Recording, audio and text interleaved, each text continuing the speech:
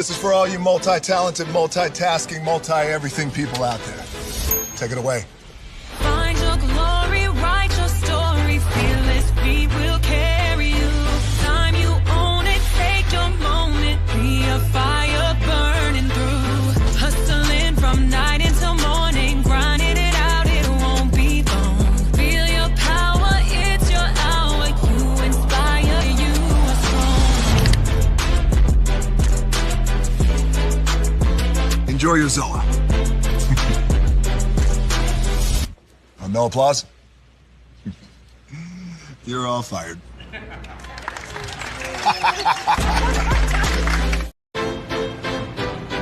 Now that you've reached the stage in your life where quality television is important, Nubian TV is a black network that speaks to your lifestyle.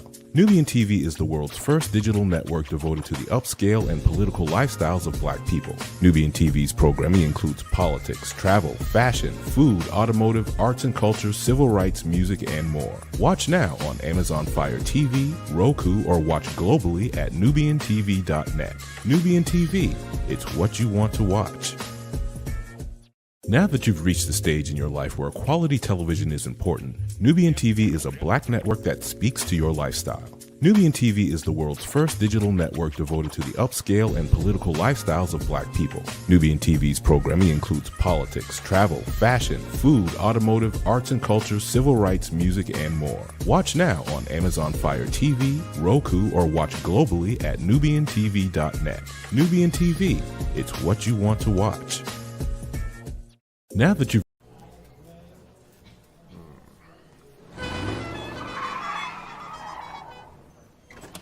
Come with me if you want to live a more delicious life. Oh, maybe we should get in the van. In this world, we don't get to control much. The past, male pattern baldness. What geese? Got one right now. The urge to puff that bubble wrap. But there is one thing we do get to choose every single day: what we eat. Welcome to the Sonic Department of Research and Deliciousment. We have everything you want, didn't know you wanted, and some things you didn't know were possible. Because we believe if you're not having fun, you're not living free. So come on, let's live a little.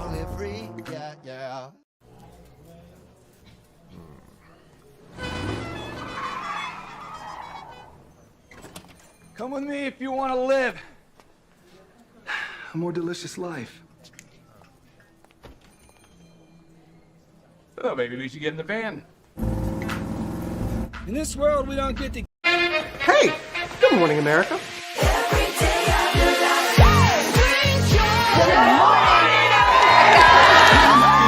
Good morning, America. Good morning, America. Good morning, America. Money! Are you ready? They are ready. Covering the biggest events in the country right now. There's a lot going on here this morning. It's always a good time. That's what the show's about. That's good. Really good. Very good. Coming in hot, Jimmy, coming in hot. It's far from elementary. Oh, good morning, America.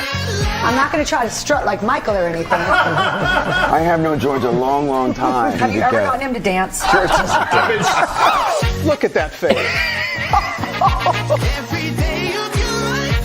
You don't just see it, you feel it. I'm in. I'm in. I'm in too. I'll be here. I am here and so happy. I'm in. I'm in too. I'm in. That tells you something when Snoop Dogg's in. Michael, George, where? Ginger. Hey! Good morning, America.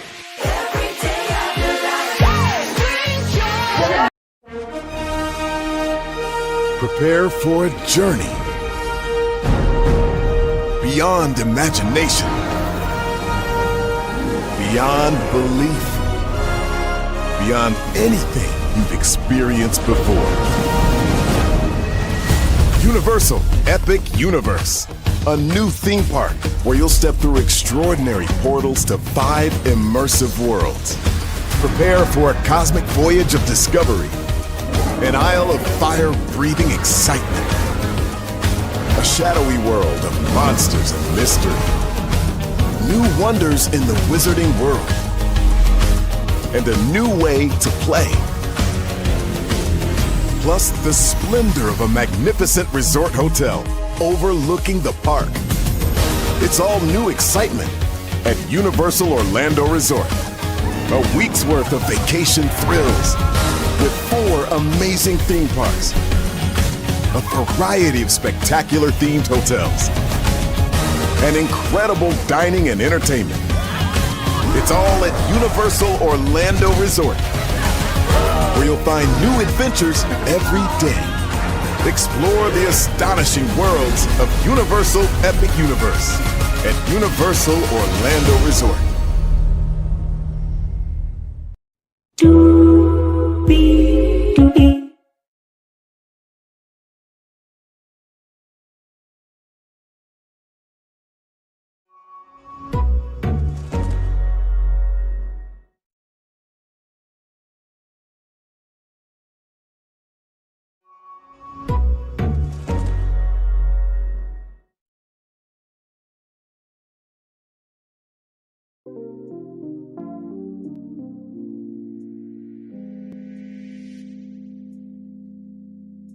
Well, hello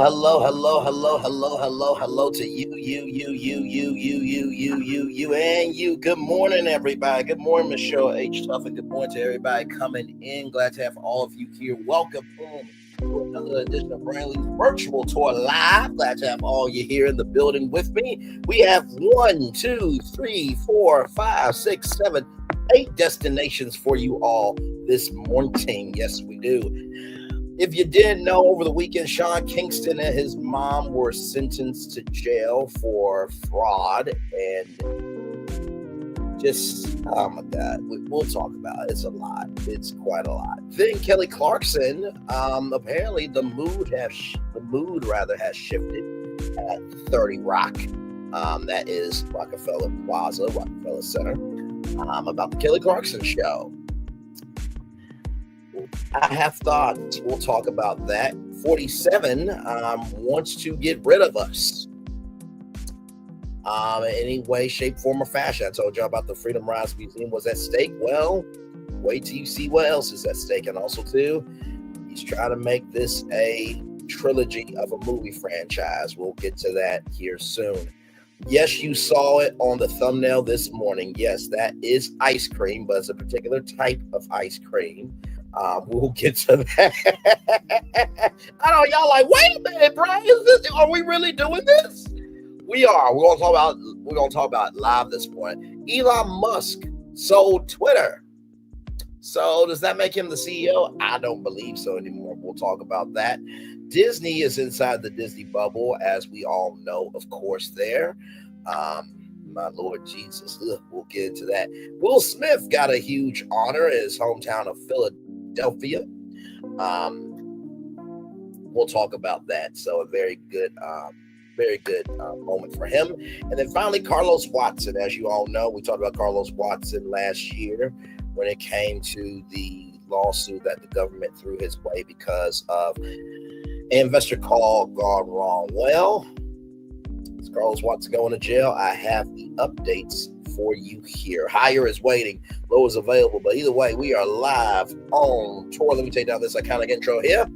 You see the virtual tour background. Yes, you do. You hear that virtual tour music. Yes, you do. And one thing to know, and 2 things for sure, that over here on this channel, a lot, wait for it, a lot happens early. It's a new morning for America's family. Sun's coming up, so make it all that it can be. You know a lot happens early. I'm Harry Smith. I'm Julie Chen. I'm Maggie Rodriguez. Morning everywhere. Come on, get up. I'm Russ Mitchell. And I'm Dave Price. And it's a little early for this. Right now, this it's a new morning for America's family. Sun's coming up, so make it all that it can be. You know a lot happens early. Every day's good when you're starting it out right. But whenever you're in the daylight, and a lot happens early. Can you feel it? And I said, Good morning, everybody. Are you girls ready for the Jonas Brothers? We have an early show exclusive. Yes. A lot happens early. A lot happens Early. The Early Show, weekday mornings on CBS. It's a new morning. Yes, it is Julie Can move as is, a new morning to Russ Mitchell, Dave Price, Harry Smith, Maggie Rodriguez. You are right on this channel. A lot happens early. Good morning, everybody. Hopefully all is well with you. We have 8 destinations for you all. We do have a lot to get to, and I just saw our positive news story for the day.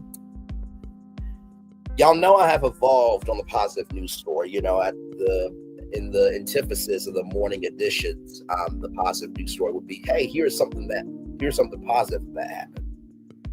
But now we have evolved it to where here is something positive that's coming out of this story. And believe me, we will get to that towards the end of the show, so stay tuned for that. Let's get started with Sean Kingston, because there's a lot going on with Mr. Sean Kingston. This one thing here, my Lord Jesus, from the New York Post.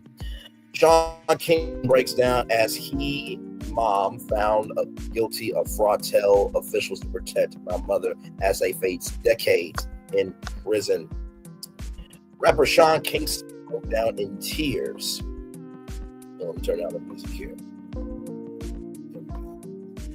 Rapper Sean Kingston broke down into tears and cried out for protection for his mother as the two were found guilty of wire fraud charges in a Florida courtroom on Friday, according to a report. The Beautiful Girl singer and Janice Turner were convicted of all 5 charges they faced, stemming from their May 2024 arrest, where they swindled over $1 million in money and goods from car dealerships, several banks, and a mattress firm. Federal prosecutors allege Kingston and Turner attempted to defraud victims by using fraudulent documents in exchange for luxury cars, jewelry, and other goods. There is there's Sean Kingston and his mom right there. Yes, indeed, there. The 35-year-old rapper, whose real name is Kasim Anderson, was crying with his hands clasped as the jury read its verdict inside the Fort Lauderdale federal court. WPLG-TV reported. Turner, 62, was accused by the judge of being the fixer and nerve center in charge of the scheme, as her past convictions for several crimes painted her as being in charge of the scheme. She served 1.5 years in prison after pleading guilty to stealing over $160,000 in a bank fraud scheme back in 2006. Mama Kingston, as she is known on Instagram, was ordered to be held at the Broward County Jail after the judge considered her to be a flight risk because of her testimony during the trial. So there is Sean Kingston's mugshot there. There is Sean Kingston's mom mugshot there. Ooh, my Lord Jesus. Kingston's defense team described him as a child who did not understand finances and would spend the money with no regard. He did not testify during the trial. Protect my mother, the rapper cried out as U.S. Marshals took Turner into custody. The outlet report. Kingston was placed under house arrest and with bond conditions of a $200,000 surety bond in cash. He also has to put up a relative's $500,000 house as a part of the bond requirements. That's $500,000 and $250,000. Kingston remained silent and didn't answer questions from reporters as he left the courthouse after his conviction. The arrest stemmed from a civil lawsuit against. That just popped up. Let me see.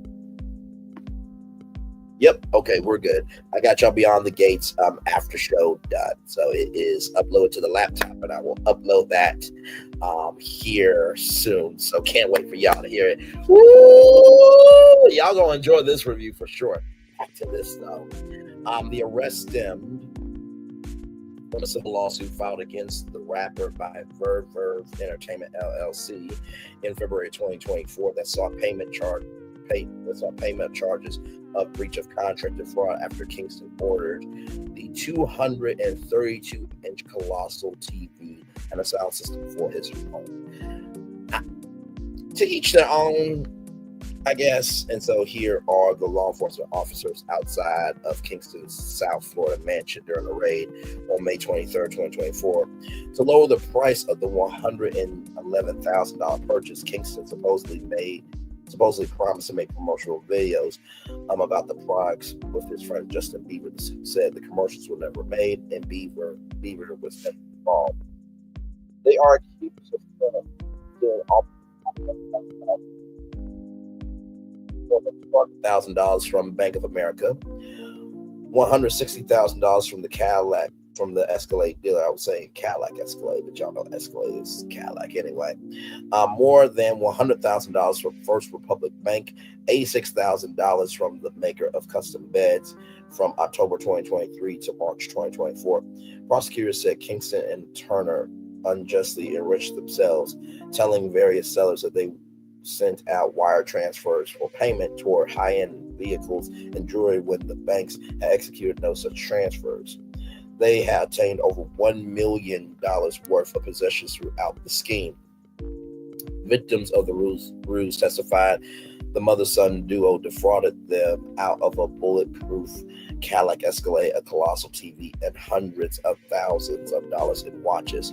Kingston and Turner were successfully sued on 2 separate occasions and forced to pay over $300,000 in both cases. The two had to dish out $356,000. Let's see here, $356,000 in 2015 after they were accused in New York City federal court of failing to pay a customized watch seller. 3 years later, the mother-son duo had to pay $301,000 to a New York jeweler whom they claimed they scammed the store out 9 items. On May 23rd, federal agents raided Kingston's South Florida mansion, arresting Turner in the process. The rapper was performing at Fort Iron in California's Mojave Desert for the U.S. Army MWR program at the time. Law enforcement officers detained the rapper before he was put into the San Bernardino jail. He had already been on 2 years probation for trafficking stolen property. When he was busted, he later agreed to fly back to Florida to face his charges. The two face up to 20 years in prison, the maximum for federal wire fraud cases, while the sentencing hearings were set for July 11th. Woo! Child. I remember Sean Kingston when he did the Beautiful Girl song, because that song, was all over the radio, was on Radio Disney, and, he was doing the Today Show, Good Morning America. I don't think CBS was doing anything, but it was everywhere, right? And so, for Sean Kingston to do this, bruh, people evolve their careers. You know what I mean? The Voice is a great way to do that. Dancing with the Stars would be a great way to do that. Like, there are ways to revive your career without having to defraud people. And I don't think it's right. I don't think it's cool. And it was disrespectful. So it is what it is with Sean Kingston and his mom. And here it is here from Hot 97 here. Sean Kingston has broken his silence after he and his mother, Janice Turner, was convicted in a federal fraud case involving over $1 million of stolen goods and services. So let me turn that up there. New tonight, a guilty verdict in the federal fraud trial of singer Sean Kingston and his mother, Janice Turner. Local 10 was there as Kingston left the courthouse, refusing to make any comment. A jury ruled that both are guilty on all 5 counts, including wire fraud. Kingston will be on home detention effective immediately, and Janice Turner was immediately taken into federal custody. And tonight, this is her latest mugshot. Sentencing for the two is set for July 11th.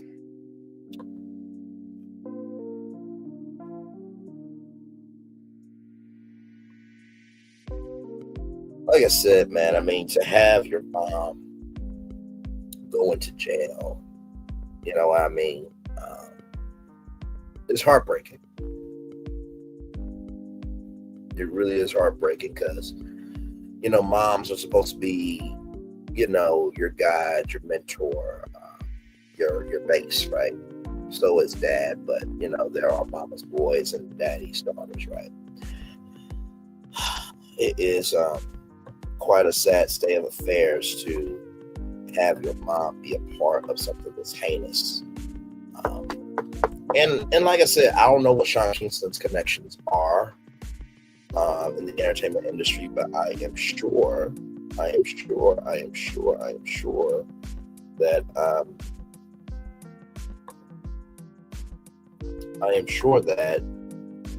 his connections are probably a little bit longer than mine, and he probably could have talked to some, PR reps and talked to a little brand manager to see if there could be something that he could.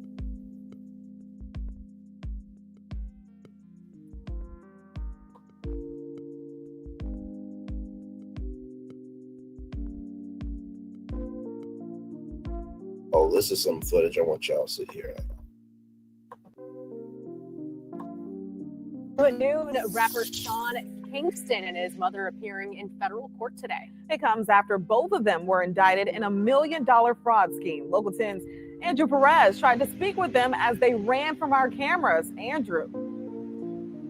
Yeah, so for the entire morning, Sean Kingston and his mother, they were calm in court. They were participating in federal court. They knew that we were there too. And then all of a sudden at the last minute, both of them decided to book it. Take a look at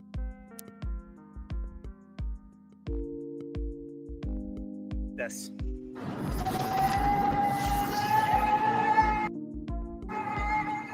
Sean, it looks ridiculous running like that, man. Come on. Whoa! Slam the door in the face. I didn't mean to run like that. Come on. I think that's his dog. Put that up. All right, so clearly I was pretty shocked too. This was right after Sean Kingston and his mother, Janice Turner, both faced a federal judge for their arraignment. Mom was skipping and jumping, flipping the bird over and over, both of them formally pleading not guilty in court to the federal charges against them of wire fraud. Then they requested a jury trial. They asked the government to turn over all evidence that helped them out in their case. I want you to take a look at our next piece of video to get you caught up, though. You've got to remember the mother and son duo are facing state charges and federal charges here related to a scheme in which they allegedly committed more than $1 million worth of fraud, according to prosecutors. Kingston became famous with his hit song Beautiful Girls and Fire Burning, just to name a few of them. His home in Southwest Ranches was raided in connection to that alleged scheme, where detectives say they were using fraudulent documents and leveraging celebrity and his name to try to get their hands on really expensive cars and jewelry and luxury goods, but then just never paying. Now, here in court, we also spoke to their attorney. They're expected to face those federal charges as well come up next week. We're going to have so much more in later editions of Local 10 News. That's the latest here in Fort Lauderdale, though. I'm Andrew Perez, Local 10 News. All right, Andrew, thank you. Wow. New at noon, Sean Kingston and his mom back in court. This comes after they ran from our cameras just days ago after we tried to talk to them outside of federal court. And Local 10 News reporter Joseph Ojo is live in Fort Lauderdale with what happened during their hearing today. Joseph. Give me a moment here.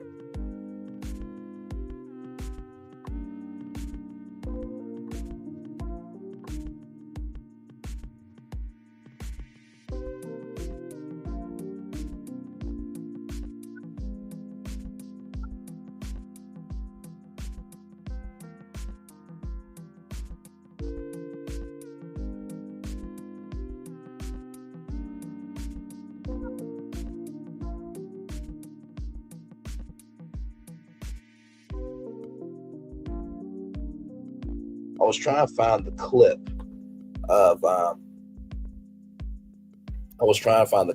protect my mom.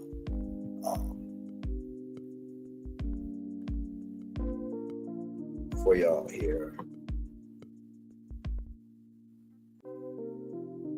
Like I said, this is a life-shattering event for Sean Kingston and his mom. There's really no way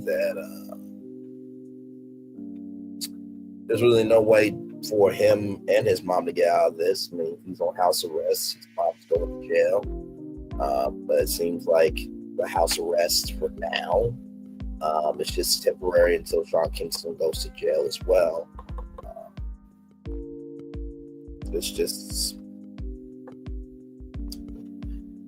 Oh, my Lord Jesus. You don't,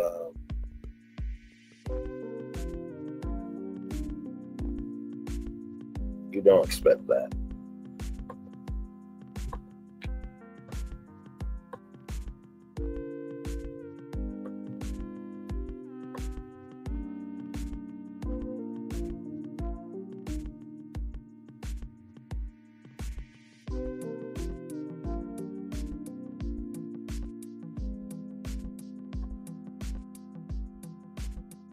So it looks like it was just reported that he, claps his hands and said, "Protects my mom." So it looks like there is no.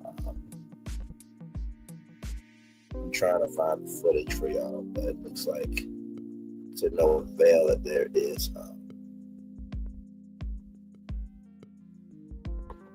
Looks like there's no avail. There's no footage.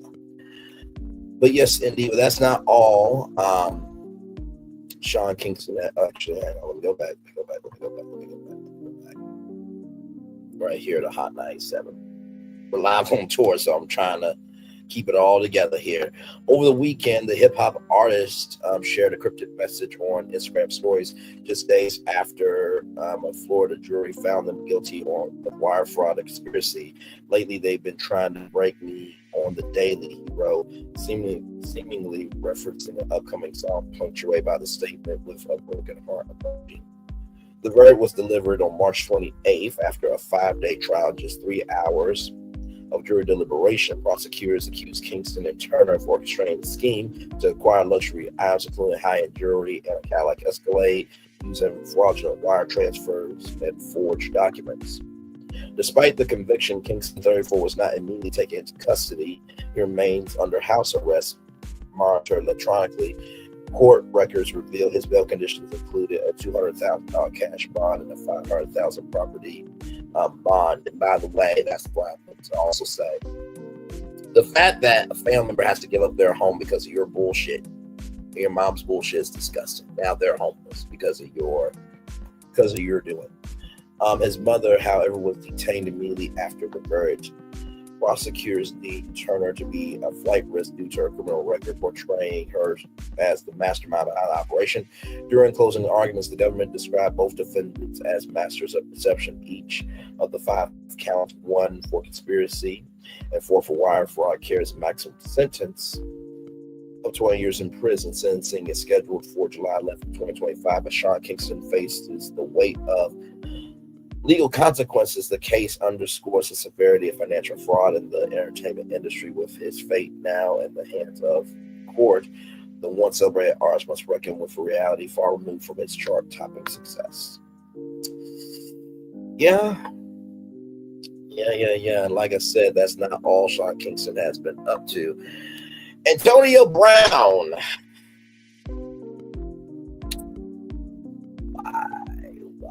Why?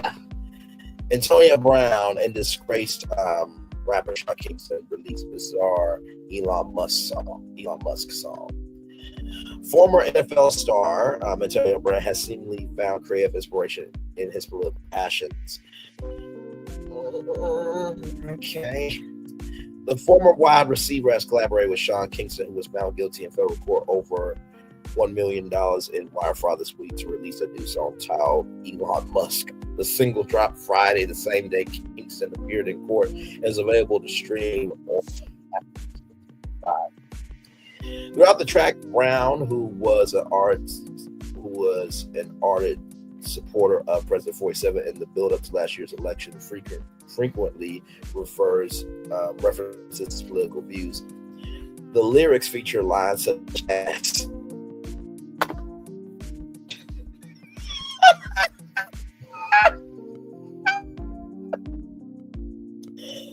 okay, I feel like Elon Musk in a Cybertruck, and I'm from the hood, so I voted for 47. Kingston appears in the chorus singing a heavily auto-tuned hook. You know, shorty, you know.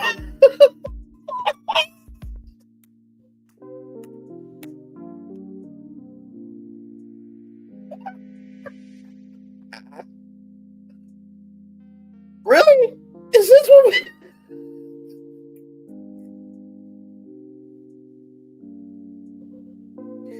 You know, it's so sad when a hat is a language. It's really sad. It's oh God.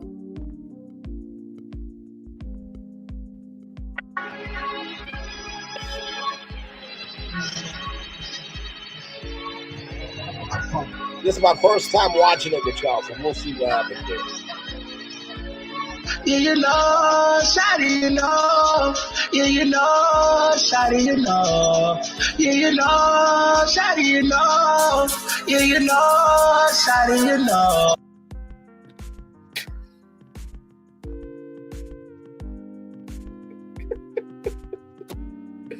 I mean, first of all, I know it's been a minute since Sean has ever made a hit, and you know, I've never made a single before, so, or an album, so I can't really talk.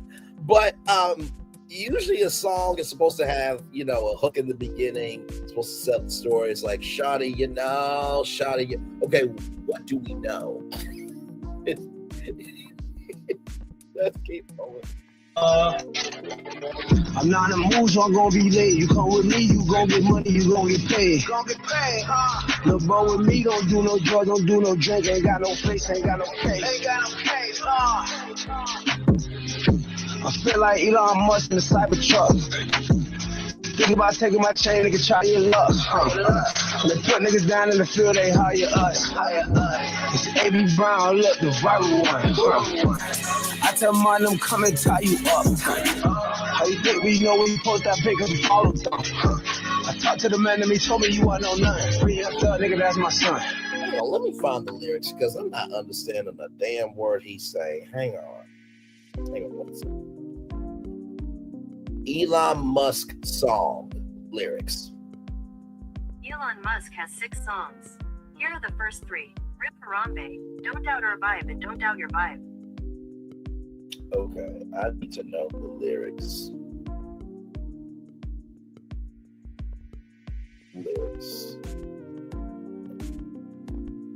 Elon Musk, Antonio Brown lyrics.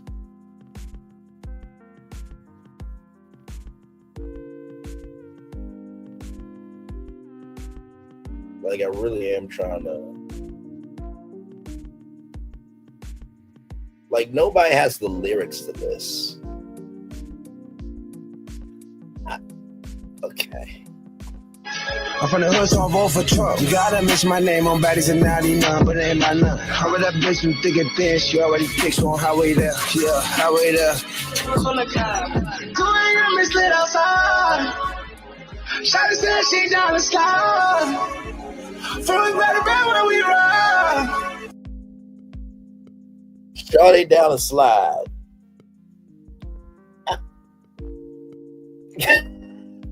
Okay.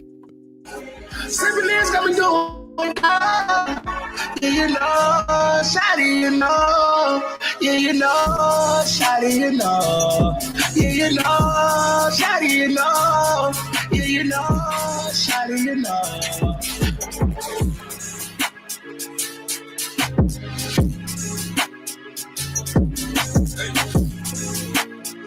I am truly confused by the existence of this song. Hey, is that it? Wait a minute, hang on. Are you? Let me go back.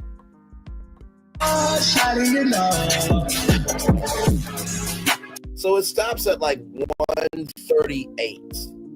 And let's.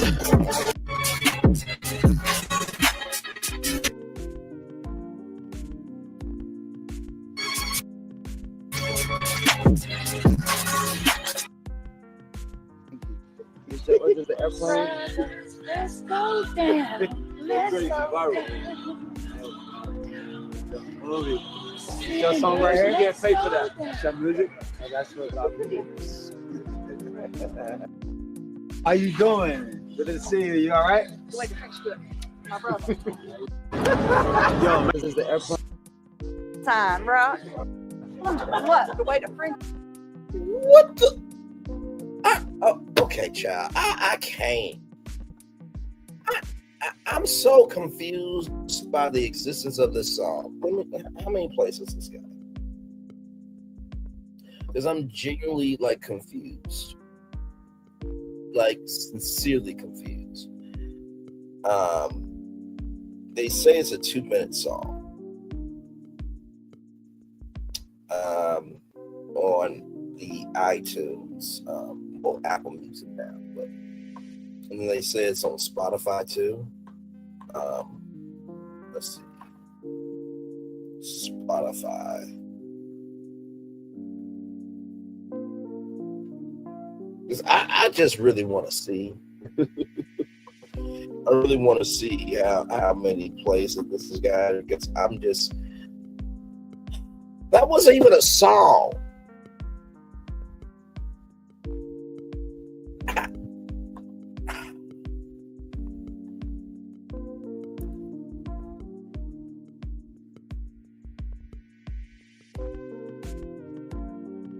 Okay, let me see something.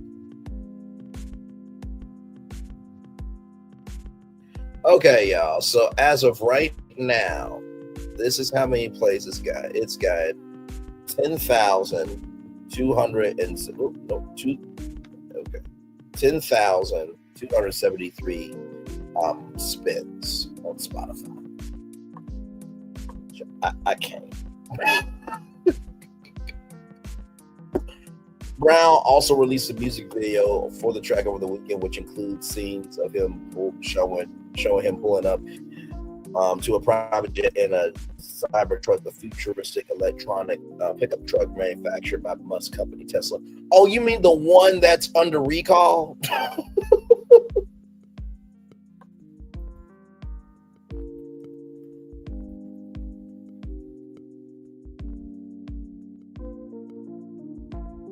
GRCK. Yeah, because there's a recall.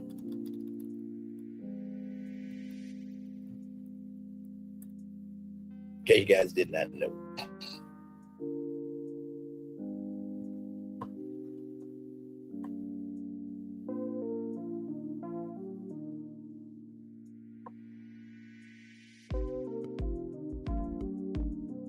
Not that it's a voluntary recall. Oh my Lord Jesus, this is ridiculous. Right here, in case you guys did not know, the National Highway Traffic Safety Administration recall, which covers more than 46,000 Cybertrucks, warned that exterior panel that runs along the left and right side of the windshield can detach while driving, creating a dangerous road hazard for other drivers, increasing the risk of crash. So you mean that one? You mean that Cybertruck that you pulled up to is the one that's under a recall right now? Okay. All right. Okay. Brown, who has become known for his unusual antics, unusual is an understatement, online since playing his final game for the Tampa Bay Buccaneers in 2022, has shied away from publicly supporting 47 and Musk. The ex-Buccaneers and still player has been extreme vocal support of 47 in the coming months leading up to and after his resounding win over Kamala Harris. He even attended a 47 rally and led a voter registration drive at tailgate party both in Pittsburgh before the 78-year-old was ultimately elected as president for a second time. Brown and former Steelers teammate LeVon Ball both appeared on stage next to 47 before greeting him on the tarmac, where he landed back in Pittsburgh shortly after their old team's game against New York Giants. 3 weeks after the election, he also continued to take aim at the Democrats on social media, and Biden was in his sights on Thanksgiving. Biden endured a number of high-profile guests that ultimately forced him to withdraw from the election race, including calling Ukraine's Volodymyr Zelensky President Putin and confusing Harris for 47. Brown tapped into Biden's confusion on Thanksgiving and posted a picture of the 80-year-old holding a turkey with the caption, "Happy Easter." My Lord Jesus. Now skinfolk, y'all. Yet while Brown was celebrating his new song on social media, Kingston was reportedly left in tears in court Friday. The beautiful girl's hit maker has been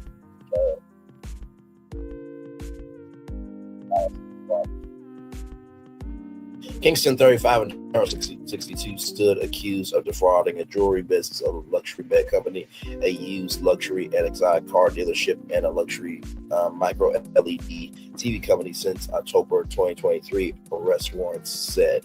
Now, jury has convicted both of them of all 5 charges leveled against them, with each of them potentially facing up to 20 years in prison. The beautiful girl's hit maker is said to have wept in court when the verdict was announced, according to a report from TMZ. When Turner was escorted from the courtroom and remained in custody, Kingston allegedly pled with U.S. Marshals to protect my mother. Kingston remained in home detention until he and Turner are sentenced on July 11th, while she remains in custody because the judge regards her as a flight risk.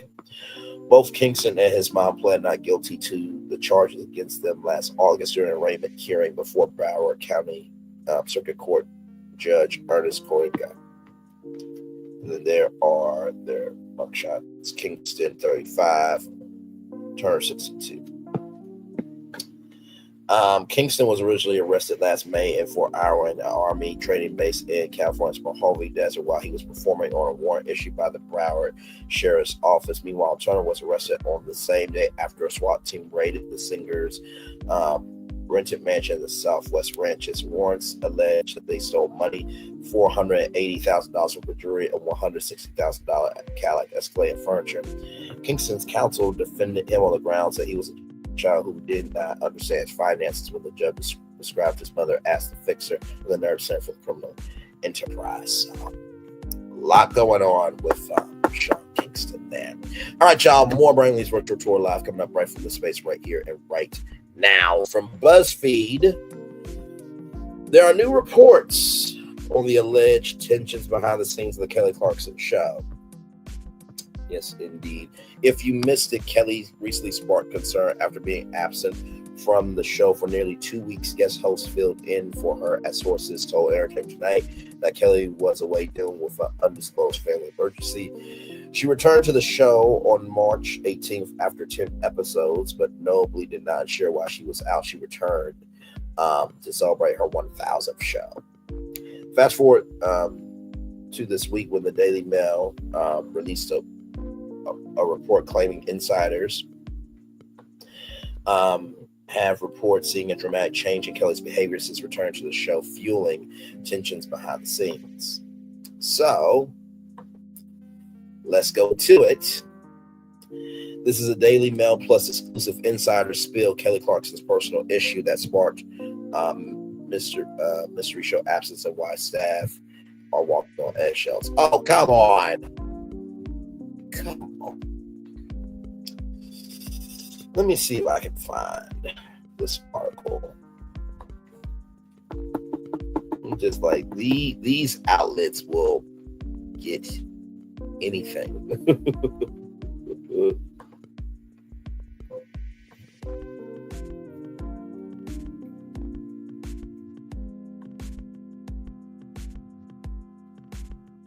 Let me see here. Let me see if I can do something here, because I really do want to get into this story with y'all.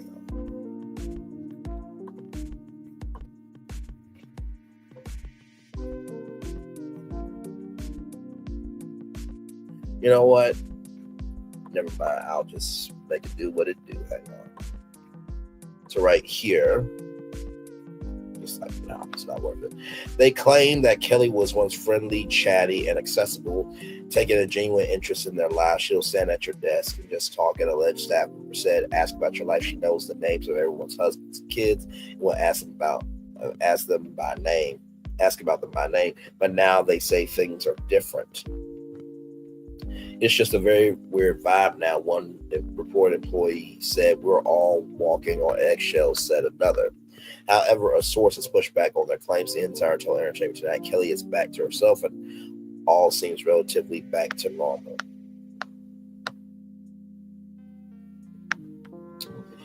It comes days after Kelly shared her frustrations about being unable to attend her kids' school events during the week due to work obligations. She has 2 children, 2-year-old daughter River Rose and 8-year-old son Remington Alexander with her ex-husband Brandon Blackstock.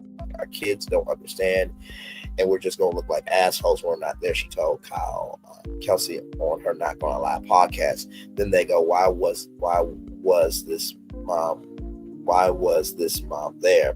And then you have to say, because that kid got a better mom. She said you can read more about that here. Oh, wow.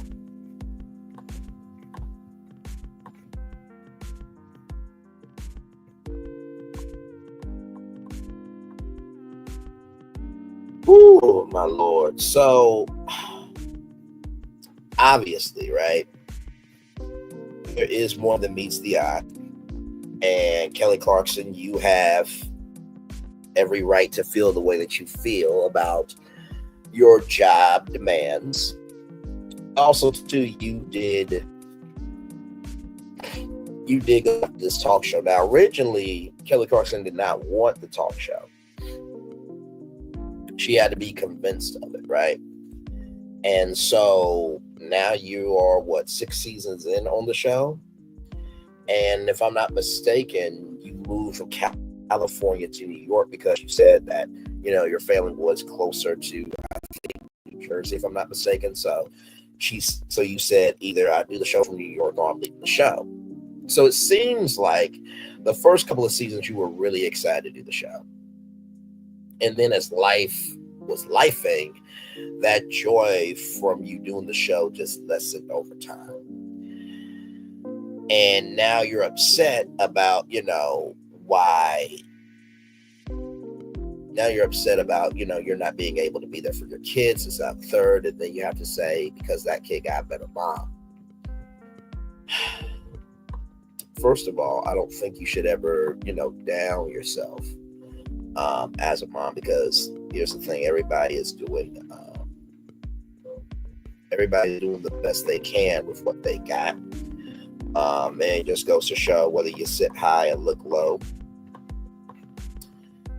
or you sit low and look high. Everyone's going through something, right? So,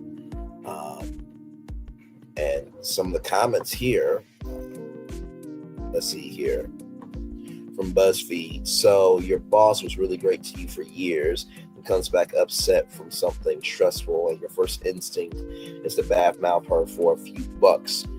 Kind of sound like a jerk source. Well, she could still be dealing with her situation outside work. Highly doubt it's a situation. The fact that it's even an article, mom comes back after a family emergency stress and reportedly checks notes, not asking about coworkers' families. Are we serious here?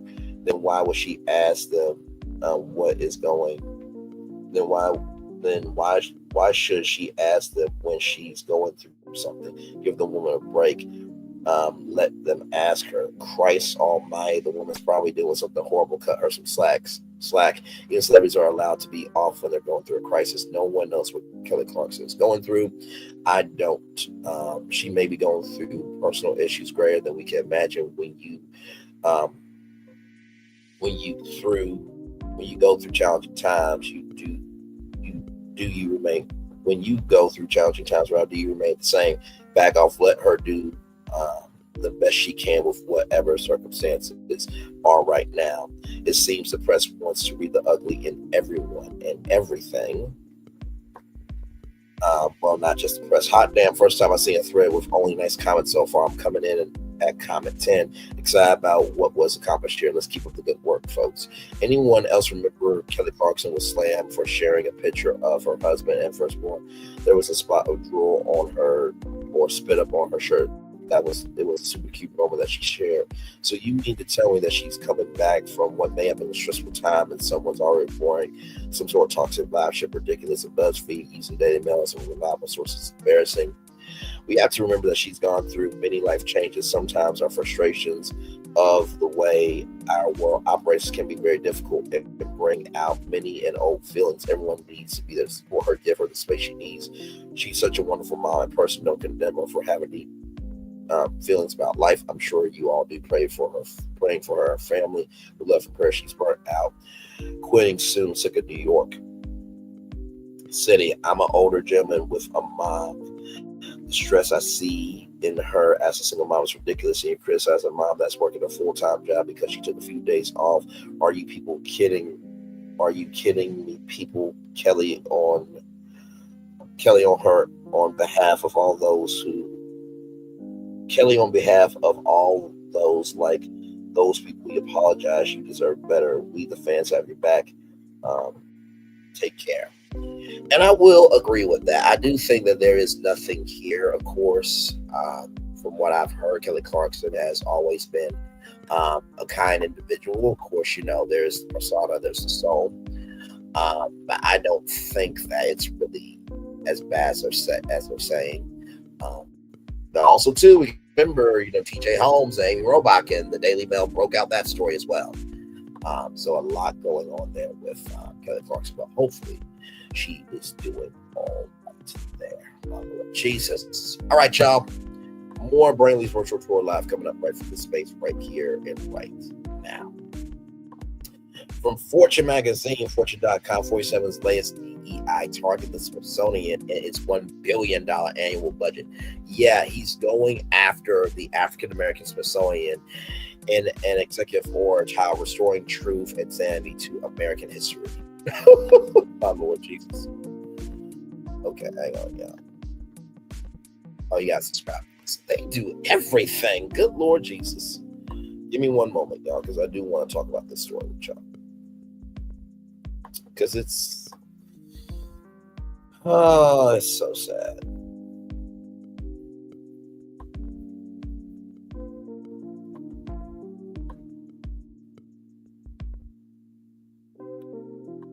It is so sad.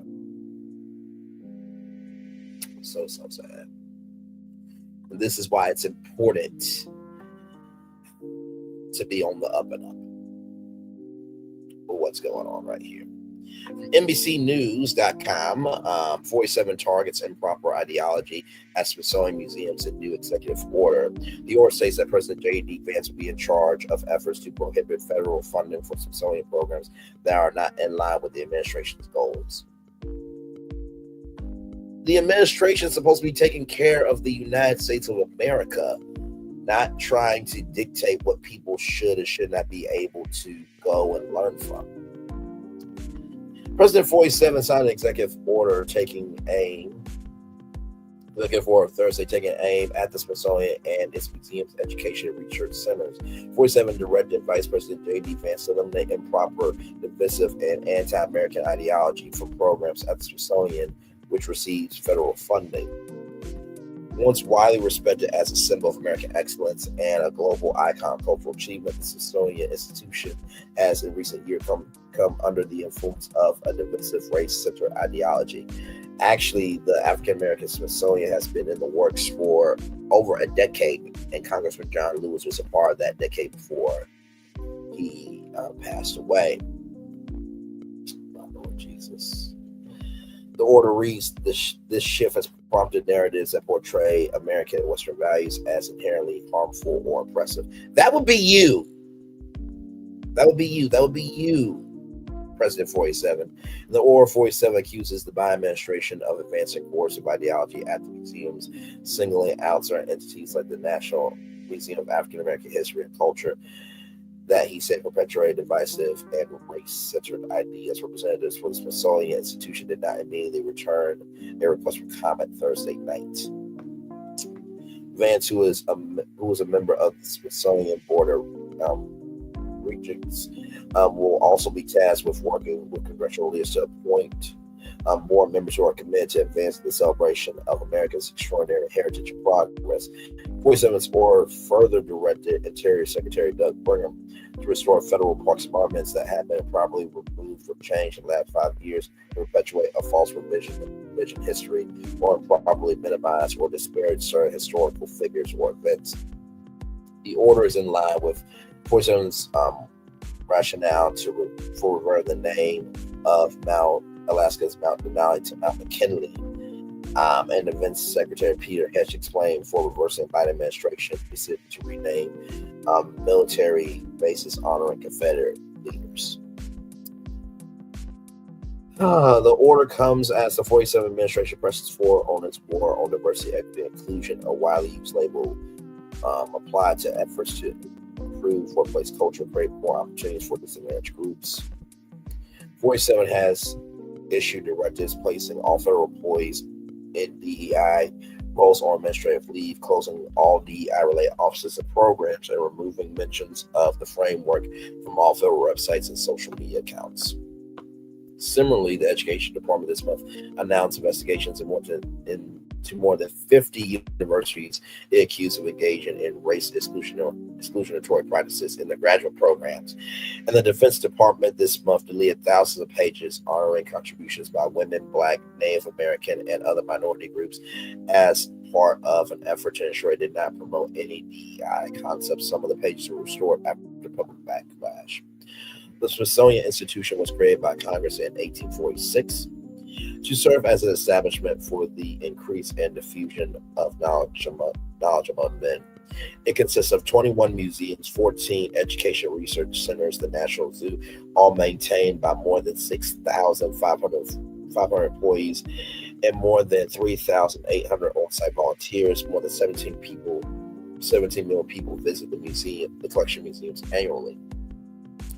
The Smithsonian has two sources of funding: federal appropriations and income generated from gifts, revenue-generating activities and investments. And its most recent budget request, the institution asked Congress for more than $1 billion to fund essential operating expenses. Donors tend to be attracted to the museum's openings and exhibitions and do not prosecute annual budgetary requirements of staffing, maintenance, and operations that we rely on the federal government for help to meet. For all of our collaborations and ancillary sources of funding, the U.S. Congress remains our most important partner. Lonnie G. Bunch, the Secretary for the Smithsonian, said in the request. 47's order directs its administration to work with Congress to ensure that the future Smithsonian Fund does not go to exhibits or programs that degrade shared American values, divide Americans by race, or promote ideologies inconsistent with federal law, or recognize men as women.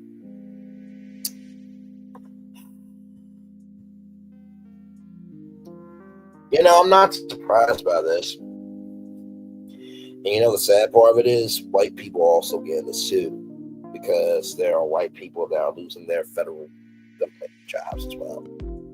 There are white farmers that are also going through this as well. And it's quite sad that really, even for Latinos and Indians and everybody in between, I even saw a story here. Actually, let me bring it up, because this relates to this.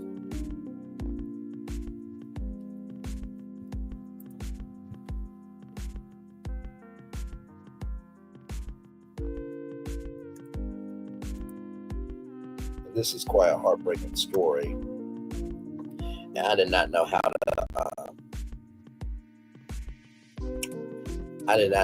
to bring this to y'all. But I think it's important now to bring the story to you. He voted for 47, and now his wife sends in an ICE detention summons. So there was a guy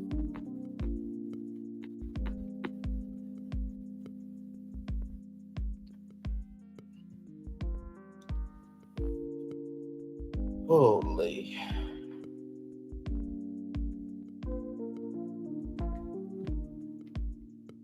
it's so sad. Let me bring up this picture. So this guy here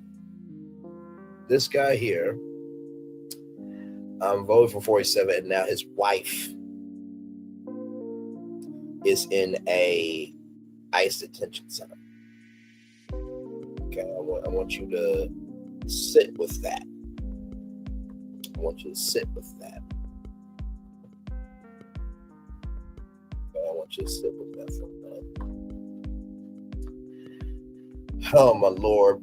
Bradley Barrell and Camila Munez have familiar small-town love story before they collided with immigration policies. They met through mutual friends, had a first date at a local steakhouse, married after 2 years, and were saving to buy a house and have kids.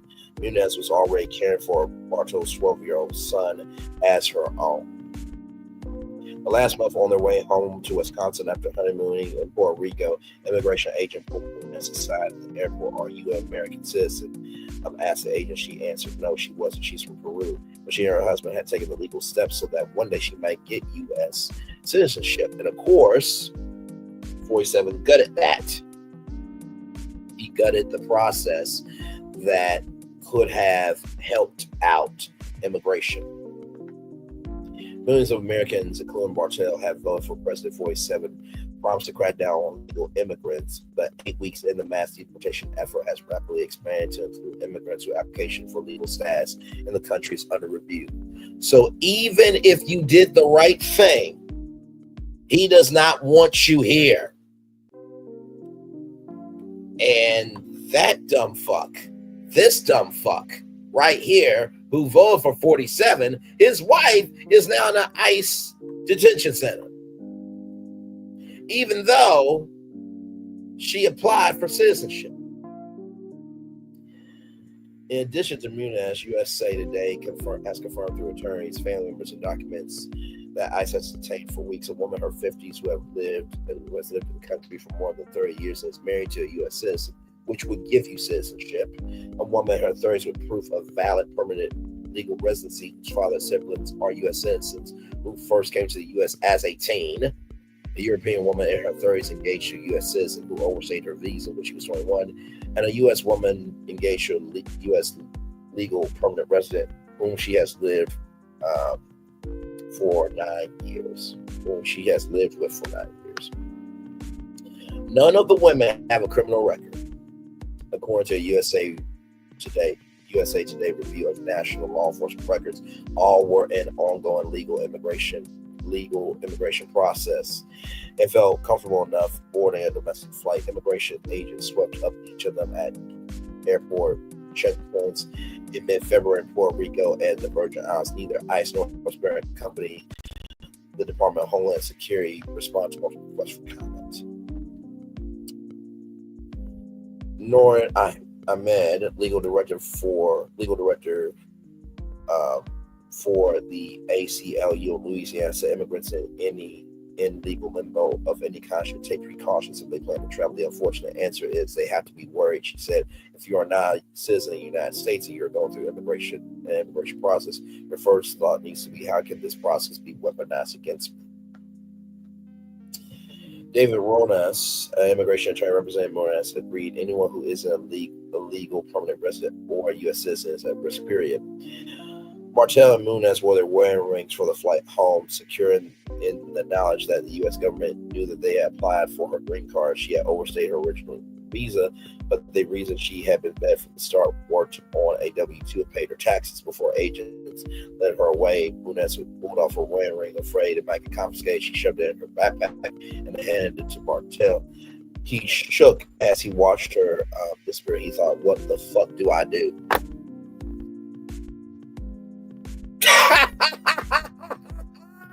What the fuck do you do? Now you're shaking. Because now it's affecting your fucking livelihood. And now your son, who this beautiful sister has raised as her own, now he doesn't have a mom. Because of your politics. Because you're supporting a bigot, racist, and a sexist. Who said in a Hollywood Access tape when you started, they let you do it, grab them by the ussy. Who has to pay $88 million for a sexual assault case, who sued ABC News because his ass got big mad, that his ass got caught up in trying to sue CBS News for $10 billion, I believe, if I'm not mistaken.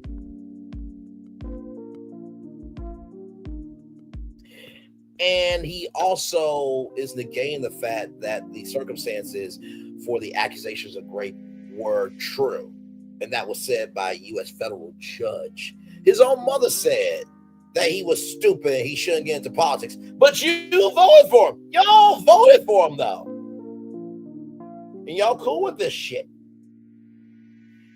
Looking for something lasting, overstaying a visa is considered an administrative but not criminal violation of U.S. immigration law. Immigration attorney said it could result in a bar to return to the U.S. for up to 10 years, or it can be lawfully forgiven under a waiver of unlawful presence if an immigrant spouse or immediate relative is a U.S. citizen.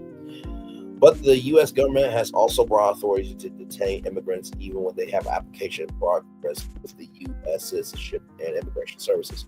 If an individual is overstaying their visa and they are therefore an illegal immigrant residing in this country, they are subject to deportation. Carolyn David, the White House press secretary, said in January news conference. Martello didn't see it that way. Not when he met Nunes in the small Wisconsin town where she had worked lawfully on a temporary visa. Not after they spent months filling out the USCIS paperwork to apply for her legal permanent residency. He saw her as a funny, caring, hard-working woman who came legally, not one of the legals who the president he promised to deport. The town where they met, Wisconsin Dells, population of 2,942, draws tens of thousands of tourists each summer to a constellation of water parks, one billed as the nation's largest Noah's Ark. Martell grew up nearby, stayed, and got a job with decent pay working maintenance in a factory for Nunes. The Dells region was an adventure. As a college student in Peru studying human resources management, she applied and was accepted into a work-study program that may be canceled now because of the executive order to get rid of the U.S. Department of Education. And that also means Pell Grants and graduate programs, GA assistantships. Oh, and student loans as well. Yeah. Secured a U.S. visa and got a job picking up towels at one of the Del Water parks in 2019. When COVID-19 hit the following winter, with flights canceled and borders closed, she couldn't get home and she overstayed her visa. She stayed in the Dells packing vegetables for a local farm and working food service at hotels. When they met, Martell gave his number on a scrap of paper. She threw it away, but they connected a few days later on Facebook. He invited her to dinner. Teased that better not be McDonald's. On their first date, they both confessed they were looking for a relationship that could last. Ramping up reinforcement. ISIS under extreme pressure from the White House to ramp up enforcement. Top ICE officials, including the newly installed acting director, were reassigned within weeks of 47 taking office, allegedly over frustrations that detentions and deportations weren't rising fast enough. The reality of immigration reinforcement is that targeting coveted criminals requires time and manpower. It can take a half a dozen agents to arrest a single person. An airport checkpoint like the one at the San Juan airport in mid-February can quickly round up multiple people whose immigration status may be in limbo. ICE is really widening the net in a really chilling way in terms of who they are going after, says Jesse Farnbooz, senior policy analyst for the National Immigrant Justice Center. People who generally don't fit the national profile of who they picked up before are being picked up now. It took days for Marcello to find his wife after she was detained at the airport. It nearly was a week before Nunes appeared in the ICE detention system. Her name finally turned up in an online locator assigned to a privately run detention center in Louisiana on a video call. Her black curls hang askew. She wears a tan uniform, reflecting her lack of a criminal record. There are nearly 80 other women in the dormitory. The cost to taxpayers for detaining an adult was $282 per day in 2020, according to the American Immigration Council, a nonpartisan research organization. Mattel worries about his wife emotionally. I am concerned for her. He said it cannot be easy being trapped in a room with 100 other people. They don't have anything in there. It's so wasteful. They keep in touch with 20 cents a minute phone calls. She worries about Marcello's son, whether he's eating well or misses her grooming. The money the couple saved for a down payment on a home has been evaporated in attorney's fees and savings to pay for a bond for her release if she's given that chance. Both of them have been thinking a lot about Martell's vote for 47. I knew they were cracking down. I guess I didn't know how it was going to go down. But you still voted for the white cracker piece of shit. And all the white cracker pieces of shit in the administration. And that includes the black Uncle Toms and Tanishas, the Latinos, the Indians, and everybody in that fucking piece of shit administration. I said what the fuck I said. He imagined the administration would target people who snuck over the border and who weren't vetted. But his wife, they knew who she was and where she came from. He said they needed to get the band done, not lock those people up. It doesn't make any sense. Well, after all of that, 47 voter seriously considering leaving the U.S. after her wife's ICE arrest. I've been seriously considering moving to Peru. They deport her. Nothing is certain yet, but it's in the back of my mind. The 47 support previously told Newsweek it would be difficult for his 12-year-old son if he were to leave the country.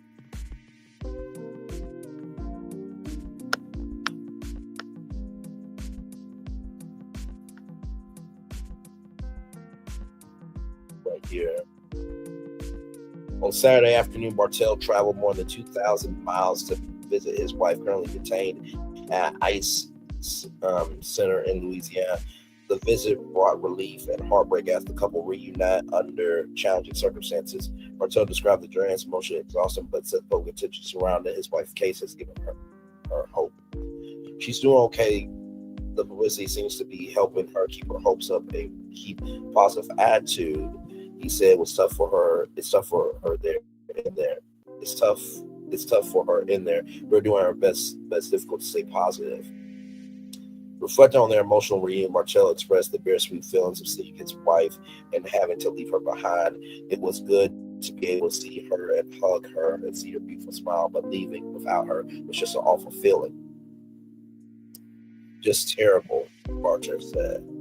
When asked about his wife's treatment in detention, Martell noted that the media attention may have played a role in ensuring her well-being. She didn't really mention too much about the treatment.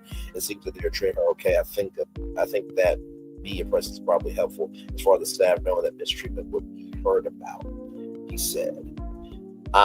Martell said his attorneys will file a notice to appear to begin in formal immigration court proceedings. He previously told Newsweek that he does not regret voting for President 47. So you said out loud to the world that you don't regret voting for President 47 when your wife was detained. Sir, are you out your rabbit ass mind? Hey, Nikki News and Narcissism, good to see you. No. I feel for his wife, I feel for his son, but fuck that piece of shit bastard. All the bastardinistas,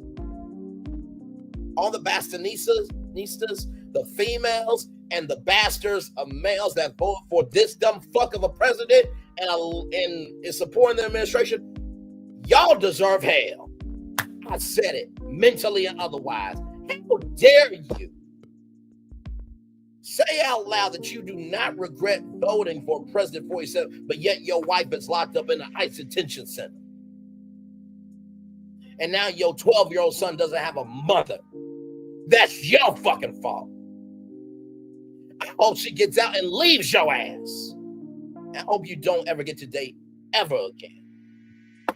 I pray your son grows up and drops your last name and he's better than the piece of shit existence that you are. Don't make no damn sense. And for everybody saying, well, you know what, we're all human beings and we should, be kinder to each other. And, we all struggle through things. No, right is right, wrong is wrong. I remember my mom said to me, Ray, you don't have to go there. No, sometimes we do have to go there. Because if Barack Obama said, I could pounce him out in the middle of Fifth Avenue and get away with it. My God. But 47 said that the FCC didn't do shit about that. So I don't want to hear shit about my mouth. I don't. Rachel Zegler had every right to say what she said about those supporters of 47. Had every fucking right. You got the right to support hate. We got the right to support standing up against hate. Miss me with your shit.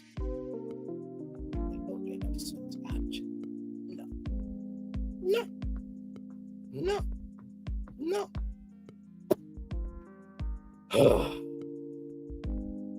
By the way,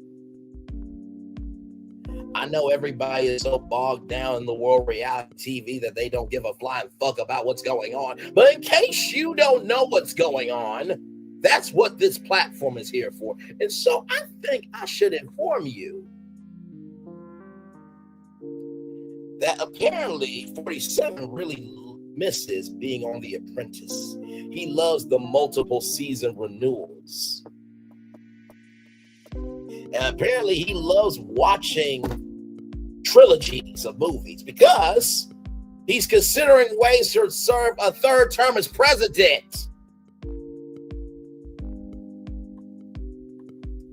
Let's get into it. President 47 says Sunday that I'm not joking about trying to serve a third term.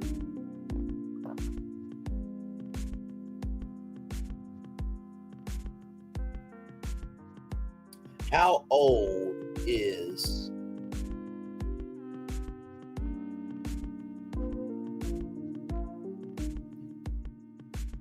Sir, you are 78 years old.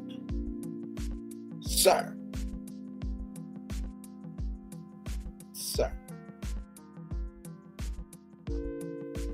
Now, the election is every 4 years, right? So 25, 26, 27, 28, right? So 2025 is 78. 2026 is 79. 2027, hang on, let me see.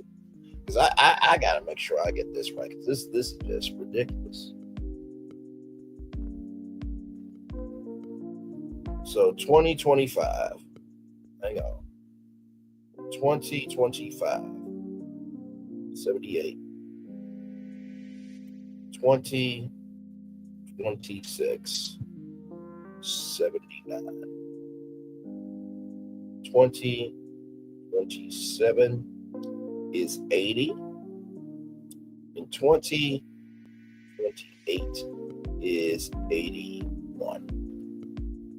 And by the time your term ends in 2029,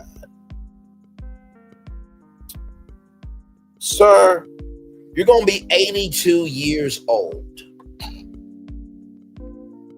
don't know if y'all can.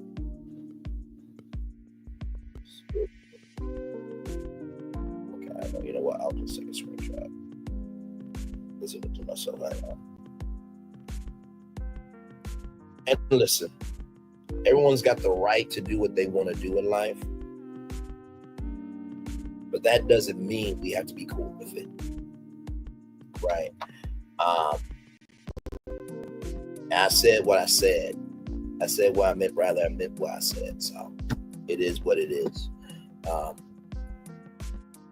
I just don't stand for that.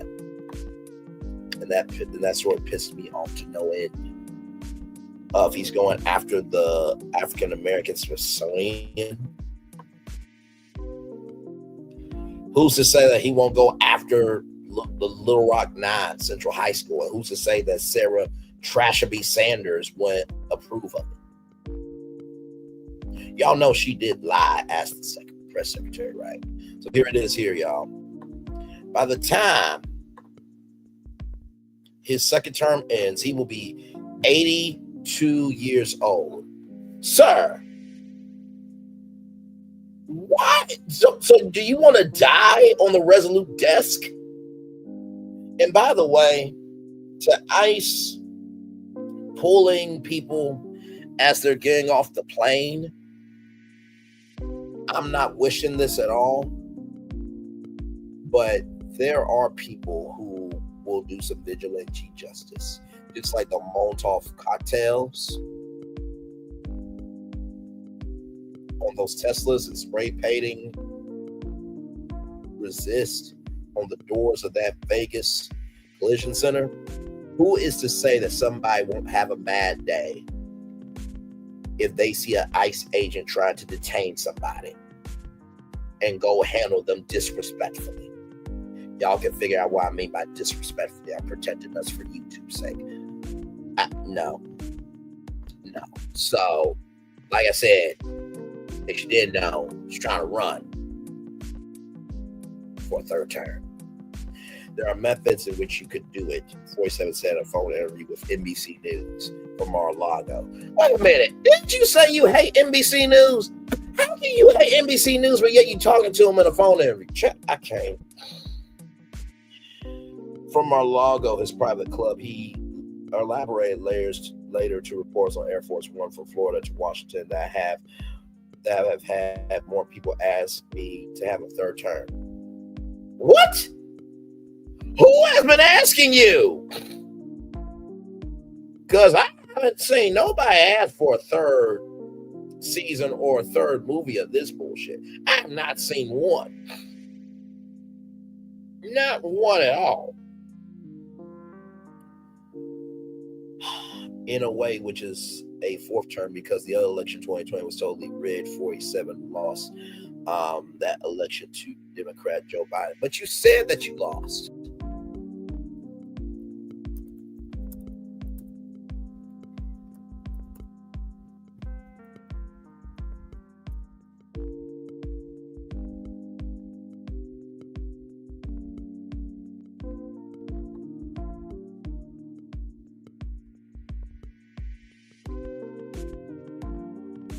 Meet the brand new Wondershare UV Converter 14. The all-in-one video toolbox to convert, compress. Just months before the 2024 election, Donald Trump has finally admitted that he did in fact lose the 2020 race to now President Joe Biden. I became president. And then the second time I got millions more votes than I got the first time. So I was told if I got 63 million, which is what I got the first time, you would win. You can't not win. And I got millions of more votes than that and lost by a whisker. Lost by a whisker. We should note, of course, that Donald Trump's lies about the 2020 election fueled the January 6th attack on the Capitol, as well as multiple state and federal indictments. Joining us now, Chief White House Correspondent for the New York Times.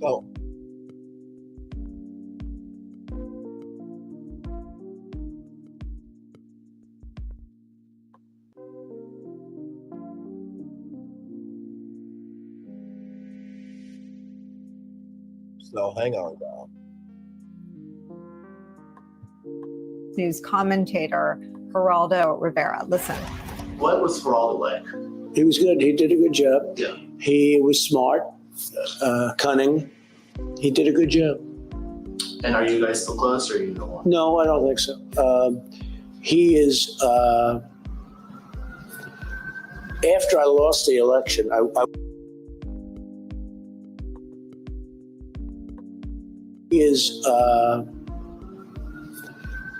after I lost the election, one more time. I just want to make sure, right? Just want to make sure, because according to this phone interview, he said that the 2020 election was totally rigged. But in that clip that we saw here, that came out 6 months ago, September 4th, 2024, on MSNBC's YouTube channel, he said that he lost by a whisker. And then this clip right here, after I lost the election, brand new audio 47, it meant that he lost the 2020 election, which was 9 months ago, which this clip came out June 21st of 2024, when he said, and I quote, and are you guys still close, or you don't want? No, I don't think so. He is. After I lost the election, guys, really? Is this what we're doing? Is this what we're doing? I just pulled up both of those clips. It's easy to find on YouTube. Very easy. Like this is like work. Like, child. Okay. Still 47 at it. I don't want to talk about a third term now because no matter how you look at it, we got a long time to go. 22nd Amendment was added to the Constitution in 1951 after President Franklin D. Roosevelt was elected 4 times in a row, says no person shall be elected in the office of the president more than twice. Any attempt to remain in office would be legally suspect. It's unclear how seriously 47 might pursue the idea. The comments were nonetheless an extraordinary reflection of the desire to maintain power by a president who violated Democratic traditions 4 years ago when he tried to overturn the election that he lost to Biden. This is yet another escalation in his clear effort to overtake the government and dismantle our democracy, said a statement for Representative Daniel Goldman, a New York Democrat who served as lead counsel for 47's first impeachment. If congressional Republicans believe the Constitution, they will go on the record opposing 47's ambition for a third term. Steve Bannon, a former 47 strategist who got caught up and got charged by the government, who runs the right-wing War Room podcast, called for the president to run again during a speech at the Conservative Political Action Conference last month. We won 47 in 28. No, the fuck we do not. Hey, speaking for the rest of us, we good. We good. We one movie was enough. We don't need to. One season was enough. We don't need to. Okay? Just keep it a book. The first model was shit. The second model ain't that good either. Taylor Thompson, a 30-year-old former paralegal in Wisconsin, said she would absolutely like 47 to serve another term. America needs him. We do not. America is in the right direction. Bullshit. If he doesn't do it, we're probably heading backwards. I would rather head backwards to peace, love, and tranquility than hell, toxicity, and strife. Said Thompson, who was attending a campaign event Sunday with Elon Musk in Green Bay for a state Supreme Court race. Jeremy Paul, a constitutional law professor at Boston's Northeastern University, said there are no credible legal arguments for him to run for a third term. NBC's Kristen Welker asked 47 if one potential avenue to a third term was having President J.D. Vance run for the job if they pass the baton to you. Kristen, why did you give him ideas? By the way, shout out to Kristen Welker, a great journalist. But why did you do that shit? Well, that's 147 responded, but there are others too. There are others. Can you tell me another? Welker asked. No, 47 replied. So you want J.D. Vance to have a 82-year-old run for president.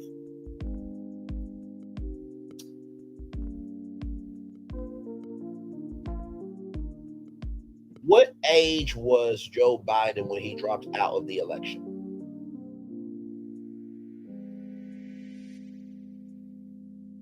He was 81 years old, sir. Sir, you are...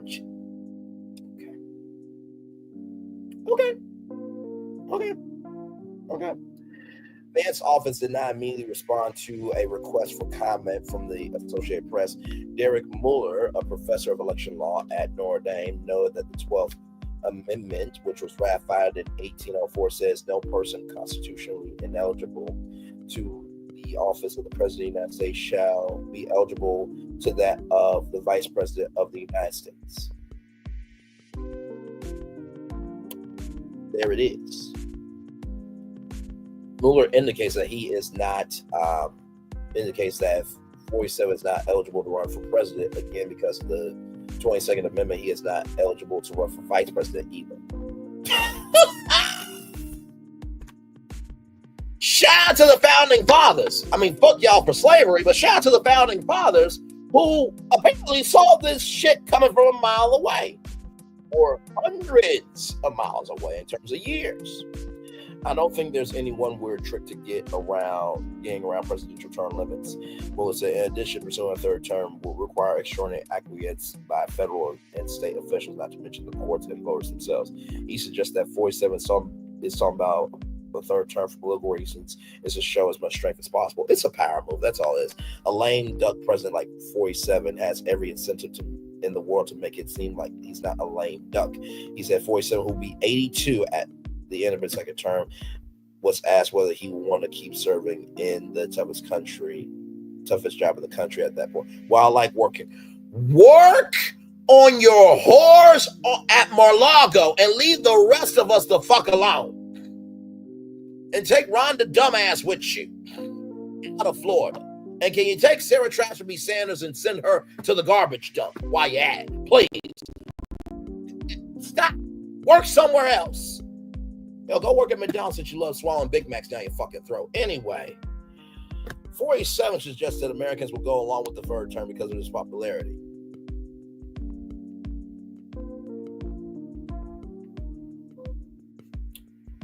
Okay. He falsely claims to have the highest poll numbers of any Republican for the last 100 years. Gallup data shows that President George W. Bush reached a 90% approval rating after the attacks of September 11, 2001. His father, President George H.W. Bush, hit 89 following the Gulf War in 1991. 47 has maxed out at 47% in Gallup data during his second term, despite claiming to be in the high 70s in many polls, the real polls. It reminds me of what Hillary Clinton said when he said he was going to change it to the Gulf of America, and Hillary Clinton did this. It was still fun because Hillary Clinton was like, "Are you serious?" And listen, I know some people don't like Hillary, but can we all talk? I think we would rather have Hillary Clinton and Kamala Harris as presidents. Just saying. Just because at least we could wake up every day. You know, if we had a, House of Representatives and a Senate that was for the people, by the people, we would be in a better state. But then we have options. Holy.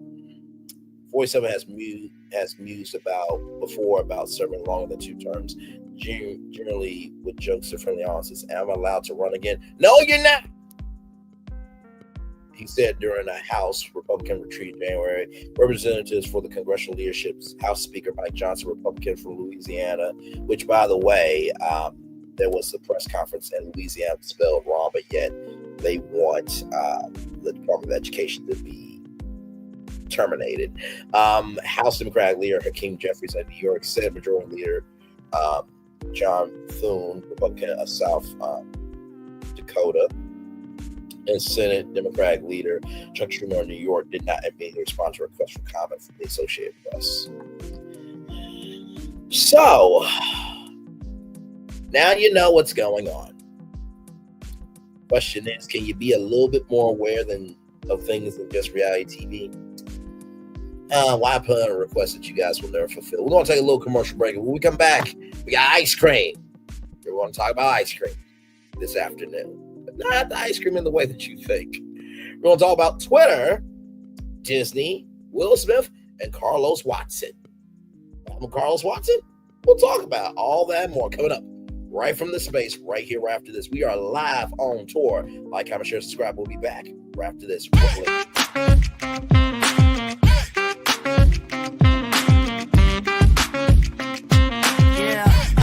Yeah, we hustle all day.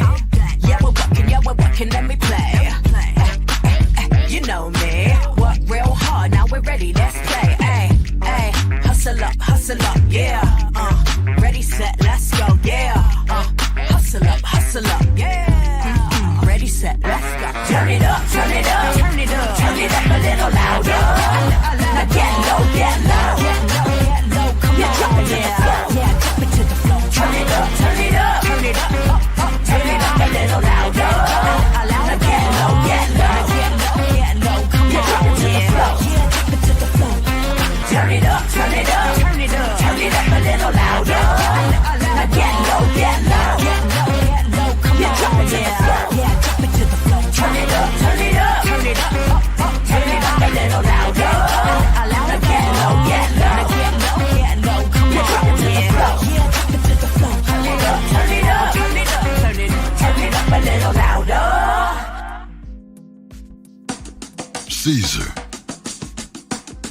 Just look at him. Politician, general, author, ruler, man.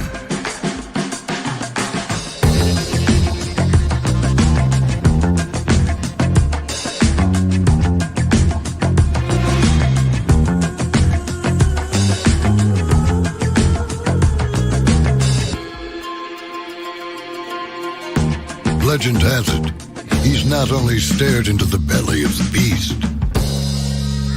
he's had it for dinner. Here he's free to relax, or party, or relax, or party, or relax, and party. His is a world of opulence, excess, and the occasional impulse buy. Not one to rest on his laurels, he's famous for ushering in a new age of entertainment. So, for anyone seeking a place where the sun never sets on a good time, all this awaits. I am Caesar, and I approve this palace.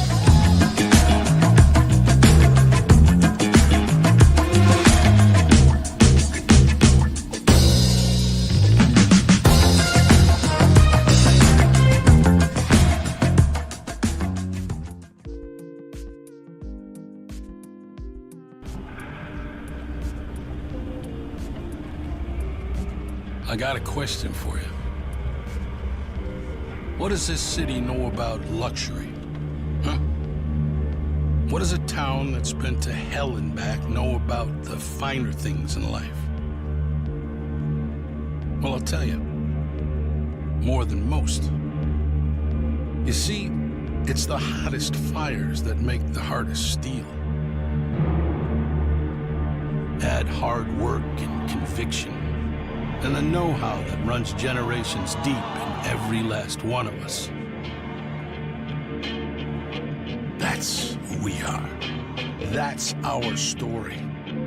Now, it's probably not the one you've been reading in papers, the one being written by folks who've never even been here and don't know what we're capable of. Because when it comes to luxury, it's as much about where it's from as who it's for.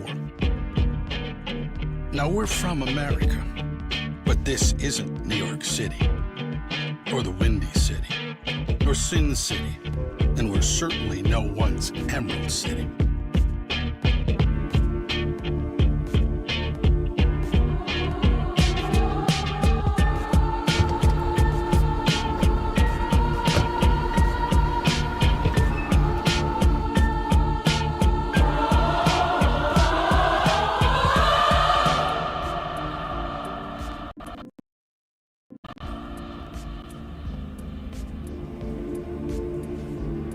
This is the Motor City, and this is what we do.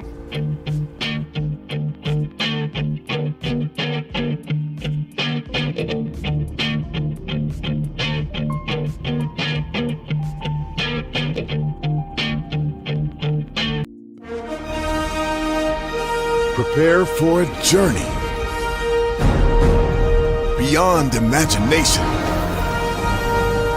beyond belief, beyond anything you've experienced before. Universal Epic Universe, a new theme park where you'll step through extraordinary portals to 5 immersive worlds. Prepare for a cosmic voyage of discovery, an isle of fire-breathing excitement, a shadowy world of monsters and mystery, new wonders in the wizarding world, and a new way to play. Plus the splendor of a magnificent resort hotel overlooking the park. It's all new excitement at Universal Orlando Resort. A week's worth of vacation thrills with 4 amazing theme parks. a variety of spectacular themed hotels, and incredible dining and entertainment. It's all at Universal Orlando Resort, where you'll find new adventures every day. Explore the astonishing worlds of Universal Epic Universe at Universal Orlando Resort.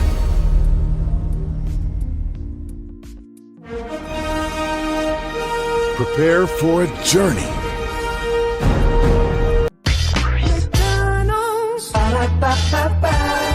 I'm loving it. I'm loving it. Prepare for a journey to tell you that I'm loving you right back. Welcome back to the Brainley's Virtual Tour Live. A lot going on here this morning, this afternoon. Glad to have all you here. We kicked off with Sean Kingston. Him and his mom are arrested for wire fraud. My Lord Jesus. Yeah, 5 counts altogether. And he's on house arrest. His mom immediately went to jail, and so sentencing will be happening July 11th. So, yeah. That was something. That was something for sure. Let me go back here because I want to make sure that I get right here the charges.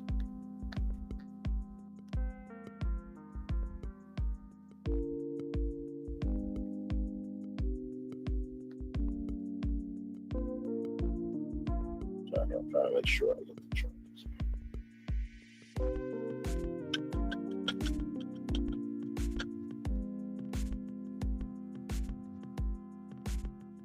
Yes, all 5 charges faced from their 2024 arrest there. I'm trying to see here.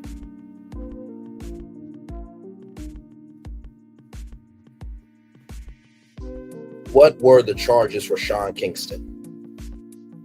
According to the New York Times, the rapper Sean Kingston and his mother are convicted in $1 million fraud scheme. Yes, we know that. 1 count of conspiracy to commit wire fraud and then 4 counts of wire fraud. So that's where we are with Sean Kingston and his mom there. Then we talked about Kelly Clarkson. She has returned to the Kelly Clarkson show after a family, emergency, and there's a report that people are walking on eggshells this, that, and the third. Like I said, she did go for the talk show.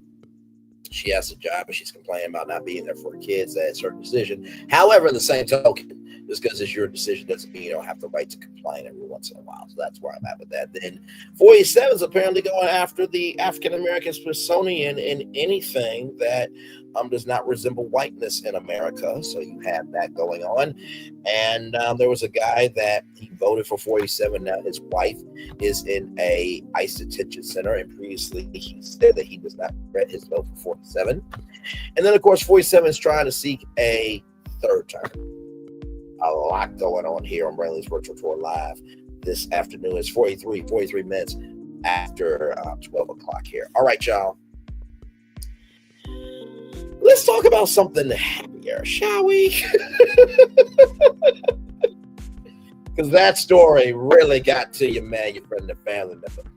I want to see how y'all feel about this, because I saw this and I was like, okay, I know my audience is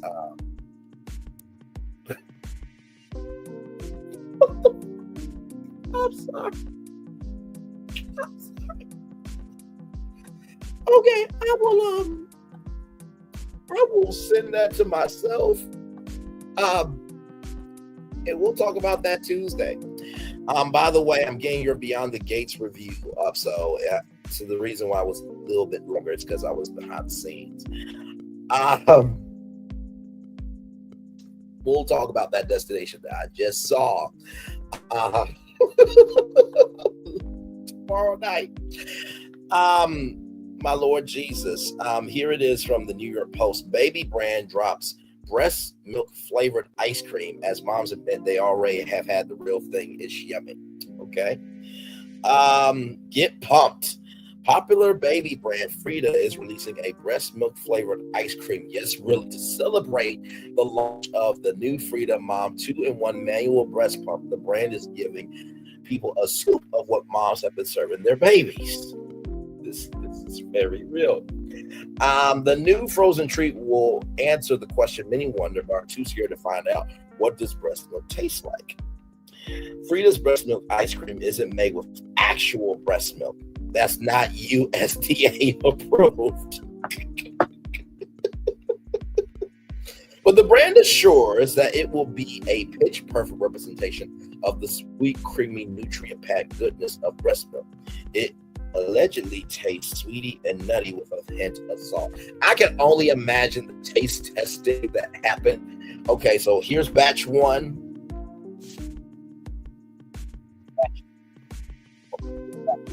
Here's a woman. Listen, or better yet, maybe it wasn't a woman. Maybe they asked the women, squeeze out the milk and then they compare, right? The ice cream is fortified with the same nutrients found in breast milk, including omega-3 fats, carbs, and energy-boosting lactose, as well as vitamins such as iron, calcium, vitamin B, and D, and zinc. Breast milk is trending, and according to the brand, studies show that 70% of women have tried their own breast milk, and 29% of men are interested in trying it. Y'all remember that black couple that we talked about here on Virtual Tour Live, that they were breastfeeding, and it's a kink for them. They really enjoy it. Kourtney Kardashian admitted to drinking her own breast milk for health benefits. Model Ashley Graham, or Butt, as her husband gave her the nickname, shared that she tried her multiple times. And just last month, the Bravo Network's Paige DeSorbo revealed that she tried castmate Lindsay Hubbard's breast milk and would prefer it over other types of milk.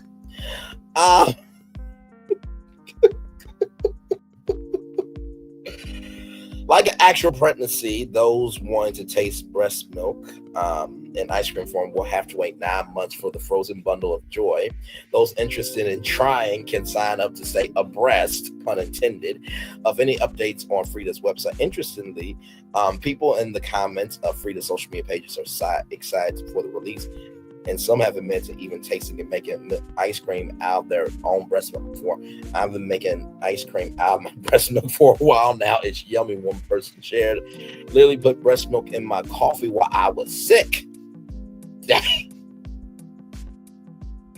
Okay.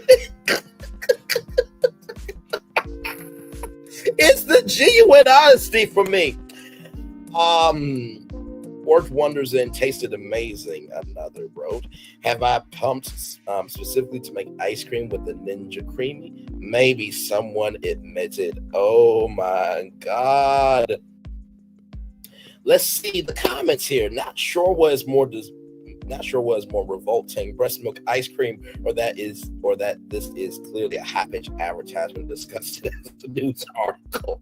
No one asked for this. I'm sure not one person on a hot day said, you know what sounds great on this hot 100-degree day? Breast milk flavored ice cream. Not one person. Oh my God. Homelander is overjoyed. Oh yes, Homelander from The Boys, yes. On Amazon Prime Video, my Lord Jesus. This is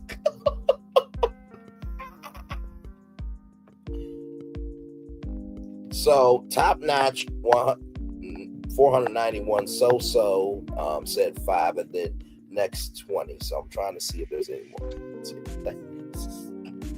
So as the comments pull up, what I think about this is, listen, my mom has always said what may seem disgusting to one may be enjoyable for somebody else. I think that this is a great advertisement. Obviously, it is shock value advertisement.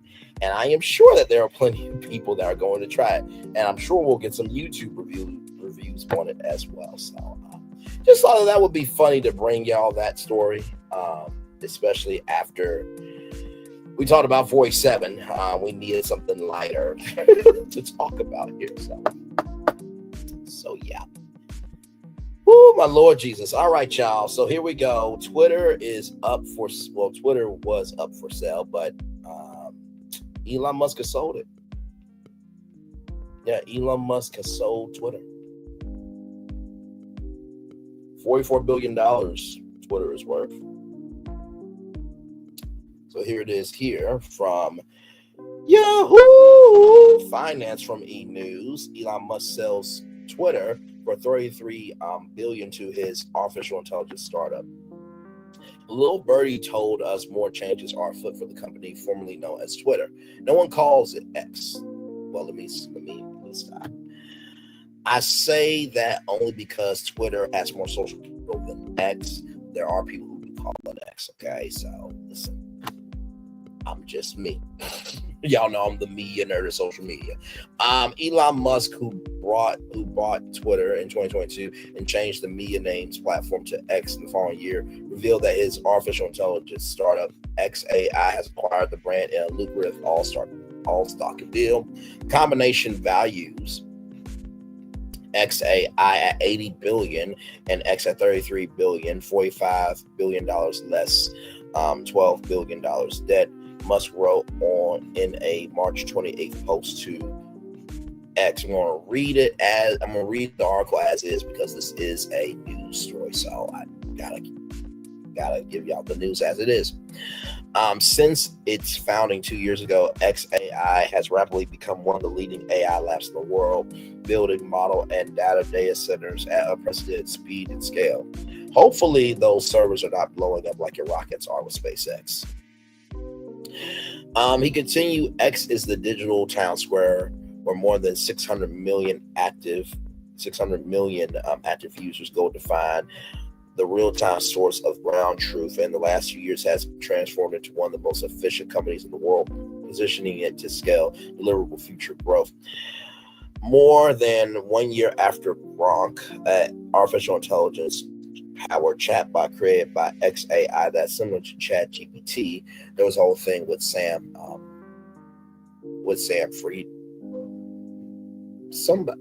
The founder of OpenAI, ChatGPT, there was a lawsuit back and forth. Elon Musk and him was launched on X. Elon said it was officially time to take the step to combine the data models, compute, distribution, and talent.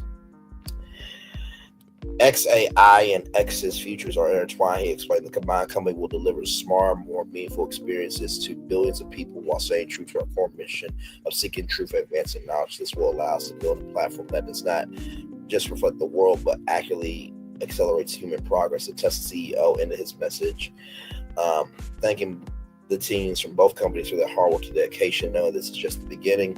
After Musk's announcement, the CEO of X,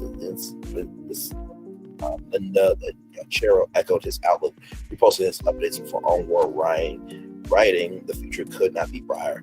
As for how X users feel about the business deal, there was chirps all around. I'm so curious as to why X folded into XAI and not the other way around. One user wrote, it seems like X has the broader base as a platform, and that XAI would literally just be sub-medium small feature on X. Another simple comment, wow, I didn't see this come from Elon's business portfolio continues to expand, so does his family. Okay, we can give two fucks about his family. I mean, respectfully, because this story was about Elon Musk, right? So let's see here. So with that being said,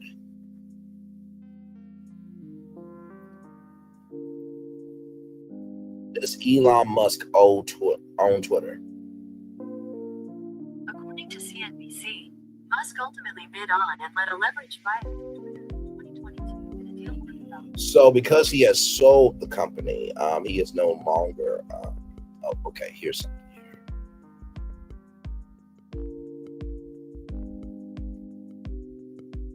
I'll do the deal.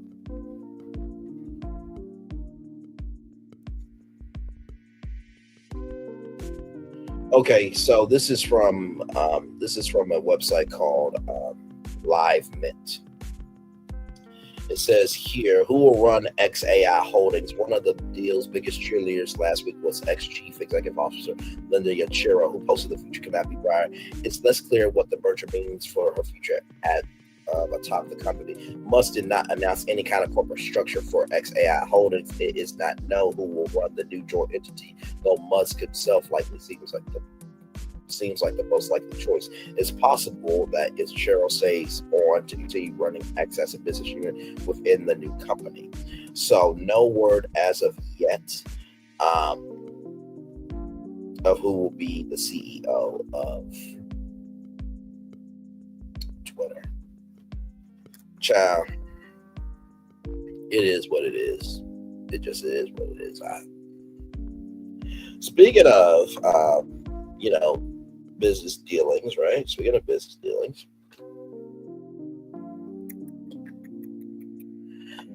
from WDW Magic, Disney leaders explain how the Disney bubble shapes the guest experience and what's next. This was 3 days ago. At a panel earlier this week, Walt Disney World leaders gave reporters a rare behind-the-scenes look at how the resort is evolving. The focus what it really means for guests to live in the magic and how Disney is balancing large-scale operations with personal memorable experience. With more than 50 years behind it and major expansion ahead, Walt Disney World says it is working to meet the changing expectations while staying rooted in what makes it distinct. Disney bubble still defines the experience. Alison Armour, Vice President of Resort Operations, said the term Disney bubble actually came from guests. I think I first heard the term from our guest voice when we would ask them, why are you booking? Why are you coming back? She said the bubble, Disney's term for the complete immersion from hotel to theme park, relies on coordination across transportation, hospitality, entertainment, food, with 29,000 hotel rooms across 25 resorts, 4 transportation systems, bus, monorail, boat, and skyline. The infrastructure is massive. It's the anticipation and the expectation that they are going to live the magic, Amar said. And that's what they walk away with, the feeling of immersion in our story from beginning to end. Managing complexity so guests don't feel it. Planning a Disney trip has become more layered with complications over the years. Chelsea Philly, Vice President of Customer Experience and Commercial Strategy, acknowledged that you can truly do everything here. Philly said, the bubble is what makes the magic, and you want that magic to feel like I'm making the most of my time here. She said that's why Disney formed a dedicated customer experience team during the pandemic, because guest feedback had made it clear that booking and planning had become too complicated. You might want to also check in with the customer experience team about the rides and attractions, because they're not here for it. The team's goal is to reduce friction so guests arrive confident, ready to enjoy themselves. We have never been more well positioned to hear from our guests and really act on it, folks. Really? Because you guys are making Monsters Inc. land and replacing Muppet Vision 3D. And there is sewage problems. There is mold in the lights at Epcot. Epcot was supposed to do this huge transformation, and it really wasn't a transformation at all. Community Core Hall, from what I've seen, it looks like an airport, a hangar. There's just a lot of things that were supposed to be, and not to mention too, y'all have failed with so many planned projects, right? So not everything is what it seems. Focusing on families, especially this summer, Philly said Disney's targeting families with young kids this summer because that's when they can travel more easily. The return of the free dining plan and 50% off kids tickets are part of that push. Now, I was on Resort Recon with La Renee Creole, hanging out with Erica and Erica from Hanging with Erica, Raph, and Ron Bradley. Like, I'm sure subscribe to those wonderful people there. And La Renee Creole talked about how it's not really free, right? That, before it was really free, which you can choose, this, that, the third. And when La Renee Creole was on vacation with her family members, I think it was her niece and nephew, that they had to choose the lower cuts of steak. So it's like one quick service, one sit down, one snack, right? So you you don't really have the flexibility as much as you want to. And then Erica said, well, kids tickets are the cheapest thing that you could, lessen. So what is going to get inflated for that? Jason Kirk, Senior Vice President of Operations, preview kid-friendly additions to the parks, including more character appearances at Goofy-themed game party at Community Hall in Epcot. So is the Goofy-themed game party going to be based on communication? Because Epcot was supposed to be the experimental prototype community of tomorrow. And so they decided to do it. Disney decided, Walt Disney passed away, to create Epcot to be the experimental prototype community of tomorrow through a World's Fair plaza-like atmosphere where you can go to different attractions and learn about the world and what can be of the world, right? So, at the resorts, Amora said guests are engaging more with on-site programming. Guests tell us one of the best kept secrets of staying at this resort is all the activities available. She said one recent test added scheduled character appearances, and the reaction was me. It's been transformative. So basically, after the gate drop this summer, you will get to see Mickey and Minnie, Donald, Goofy, Daisy, Pluto, the Fab Five, and many more characters more readily available. Disney by the numbers. The panel's focus on personalization came against the backdrop that the resort operates at a staggering scale. 30,000 acres, nearly twice the size of Manhattan. 80,000 cast members, the largest single-site employer in the United States. 675 plus shops and eateries, serving 35.3 billion quick service meals, 3.9 million Mickey pretzels, 3.7 million Mickey premium ice cream bars each year, 115 plus attractions, plus 40 plus character entertainment offerings, and 50 plus character experiences across the parks and resorts. Kirk said scale matters, but Disney has to be careful not to lose the personal moments in the process. We have to try to make the best decision for all of our guests, he said. Don't forget, many guests are still catching up. Kirk made an important point. For long-time fans may overlook roughly one-third of domestic visitors have not seen Pandora, the World of Avatar. That means many recent headliners, Toy Story Land, Star Wars Galaxy Edge, which a lot of people talk about the Rise of Resistance, and now that's kind of breaking down. Tiana's Bayou Adventure, which is being called Broccoli Adventure, and that the concept art really wasn't arting as it should, and that Tiana has broken down, and that Lewis's deck was open, right, and it was stagnant animatronic figures there, and that you could see Juju, and I think Shirley Carter, who was a lead on, if not the lead on Tiana's Bayou Adventure, she was embarrassed because the ride broke down. And the ride sometimes is operational, sometimes it's not. And Tron Light Cycle Run, they have said that is not really worth it because it literally lasts a minute, when roller coasters should last maybe 3 to 4 minutes. 5 is being generous. Are all new, but guests and by the way, let me not forget Toy Story Land. There's not any shade at Toy Story Land. So, are all new, but at the same time, he said we have to continue to have fresh experiences for guests who come more often. So here's the world of Pandora there.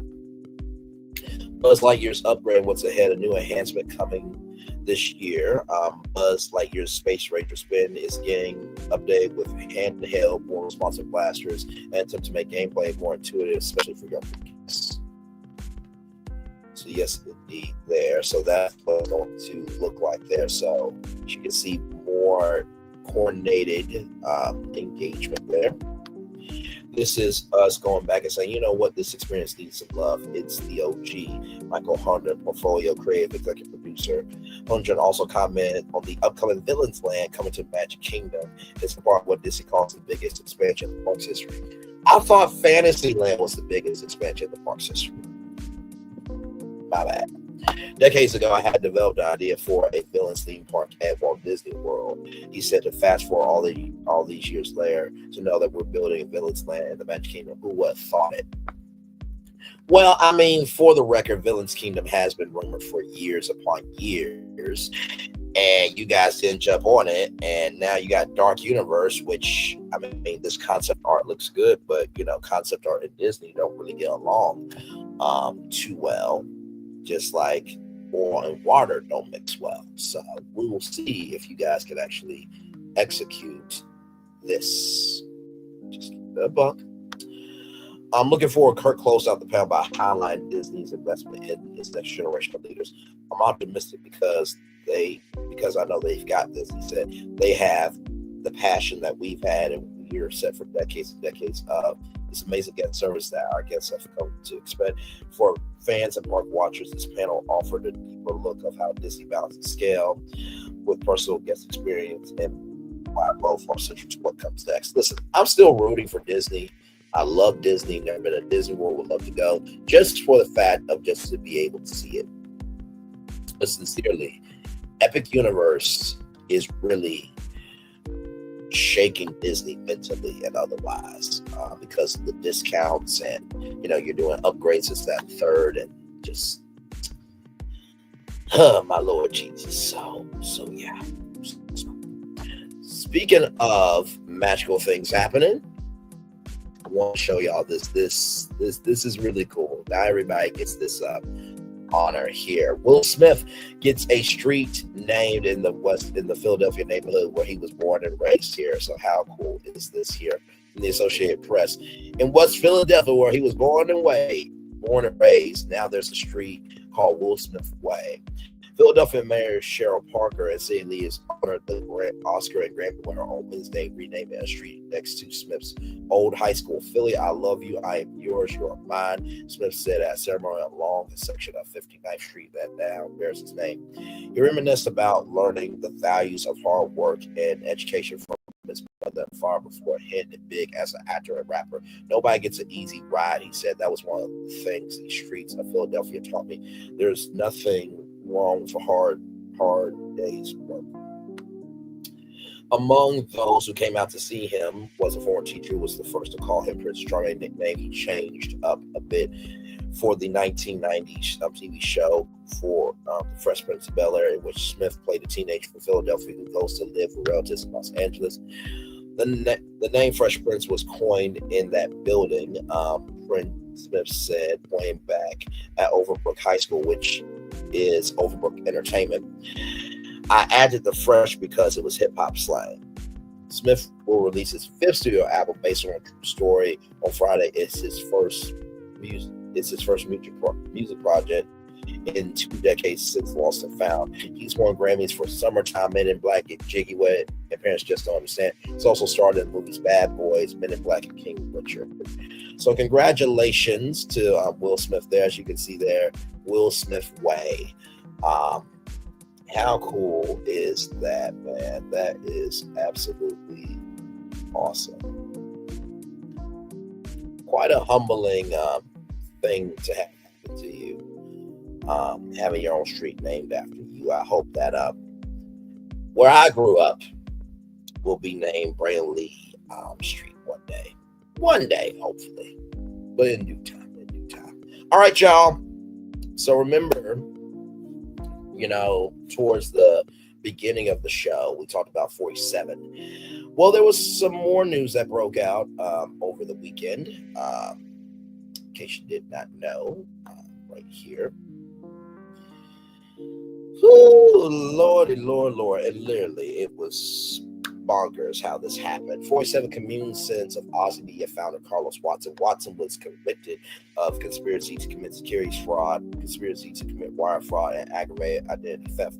The communion came as he was expected to begin his sentence. So literally, as he was in the car on his way to prison, he learned that President 47 has communed his sentence, so he will not be going to jail.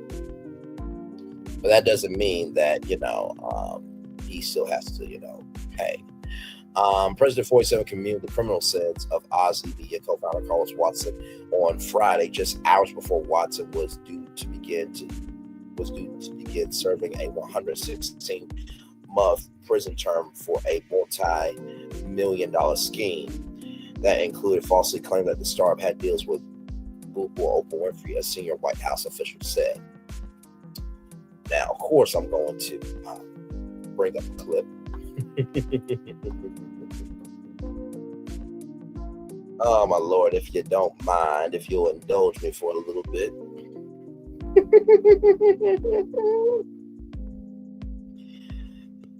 Oh, man. And don't worry, y'all, we will have Roa on tonight at 6 p.m. Y'all know we review it the next day because, well, for one, I just like to have a day to myself. Oh, my Lord Jesus. Notification on for that one.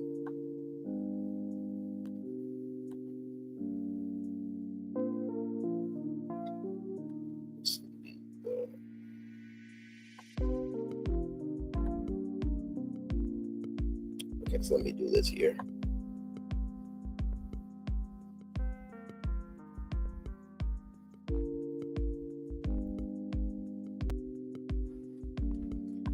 Oh, no, that's not what I wanted. That's not what I wanted.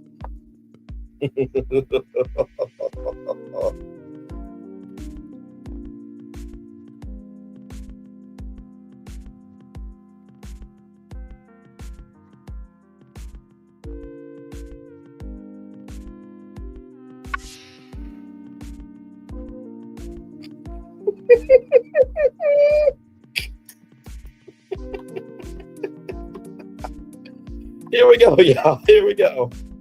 He told me that. I said, oh, hell, I paid double for that. But at the end of the day, he never got no picture. He was telling you a story, Mama. Well, it could have been a scheme that Todd set up for him to come to you with the bush.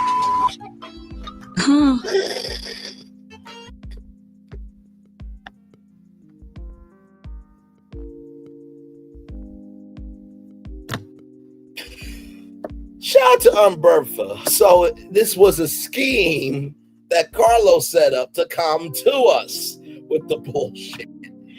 And everybody in the media world is candy birds right now. Like, huh? But you were convicted, though. Let's roll on. Watson had expected to surrender Friday afternoon to the Federal Correction Institute in Lompoc, California, before he received word of 47 granting him executive clemency, according to a source familiar with the situation. 47 also communed the sentence of waiting probation imposed on Aussie Media for the defunct news and entertainment company's conviction in the same case. 47's action removed the criminal penalty imposed on Watson and Ozzy. Right here, Watson, 55, was convicted at trial in Brooklyn federal court last July of conspiracy to commit securities fraud, conspiracy to commit wire fraud, and aggravated identity theft. He was sentenced in December. In February, a federal judge ordered Watson and Ozzy to pay almost $60 million in forfeiture and more than $36 million restitution.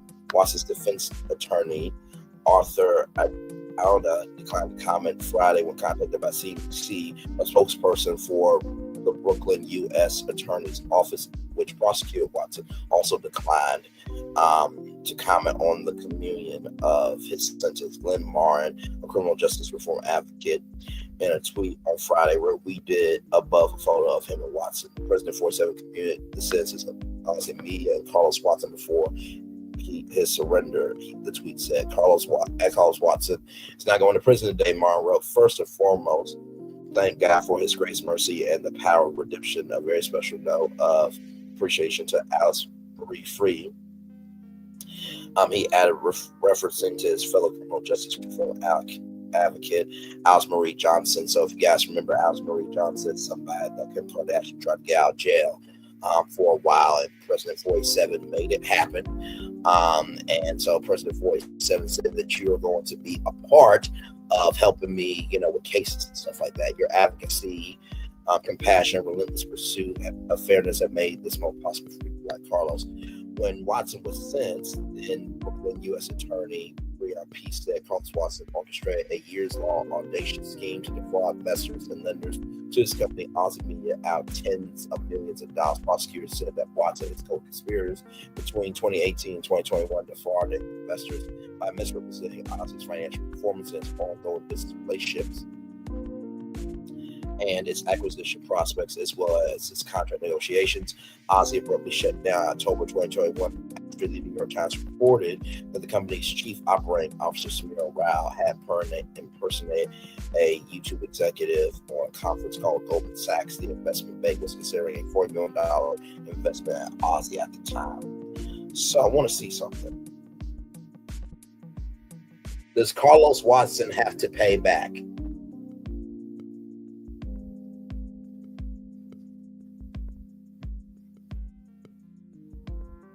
Okay, so I'm reading this from Deadline.com because that was the thing that I was wondering here. He also has to no longer pay $96 million in restitution and forfeiture as a result of the communion. So basically, let me go back up here. So right here, so $60 million forfeiture and more than $36 million restitution. He does not have to pay that anymore. Woo, my Lord Jesus. So I'm reading the comments from Deadline.com. What was it again? Drain the swamp. Of course he did. It's on par for the court. It's par for the course for 47. Wonder how much 47 got paid to the MGO free pardons. Cost $2 million in 2020, but now for inflation. Hey, Carlos, the whole world knows you're a fraud. Put a criminal in the White House and watch him pardon all the other criminals first. The January 6ers. Now this crime does pay under this administration. This isn't surprising anymore. He's a con man, a sexual assaulter, a serial liar, a dictator, wannabe who's destroying our democracy, while some in this country cheer is fucking disgusting. Agreed. Imagine being a DC police or security officer who defended our nation's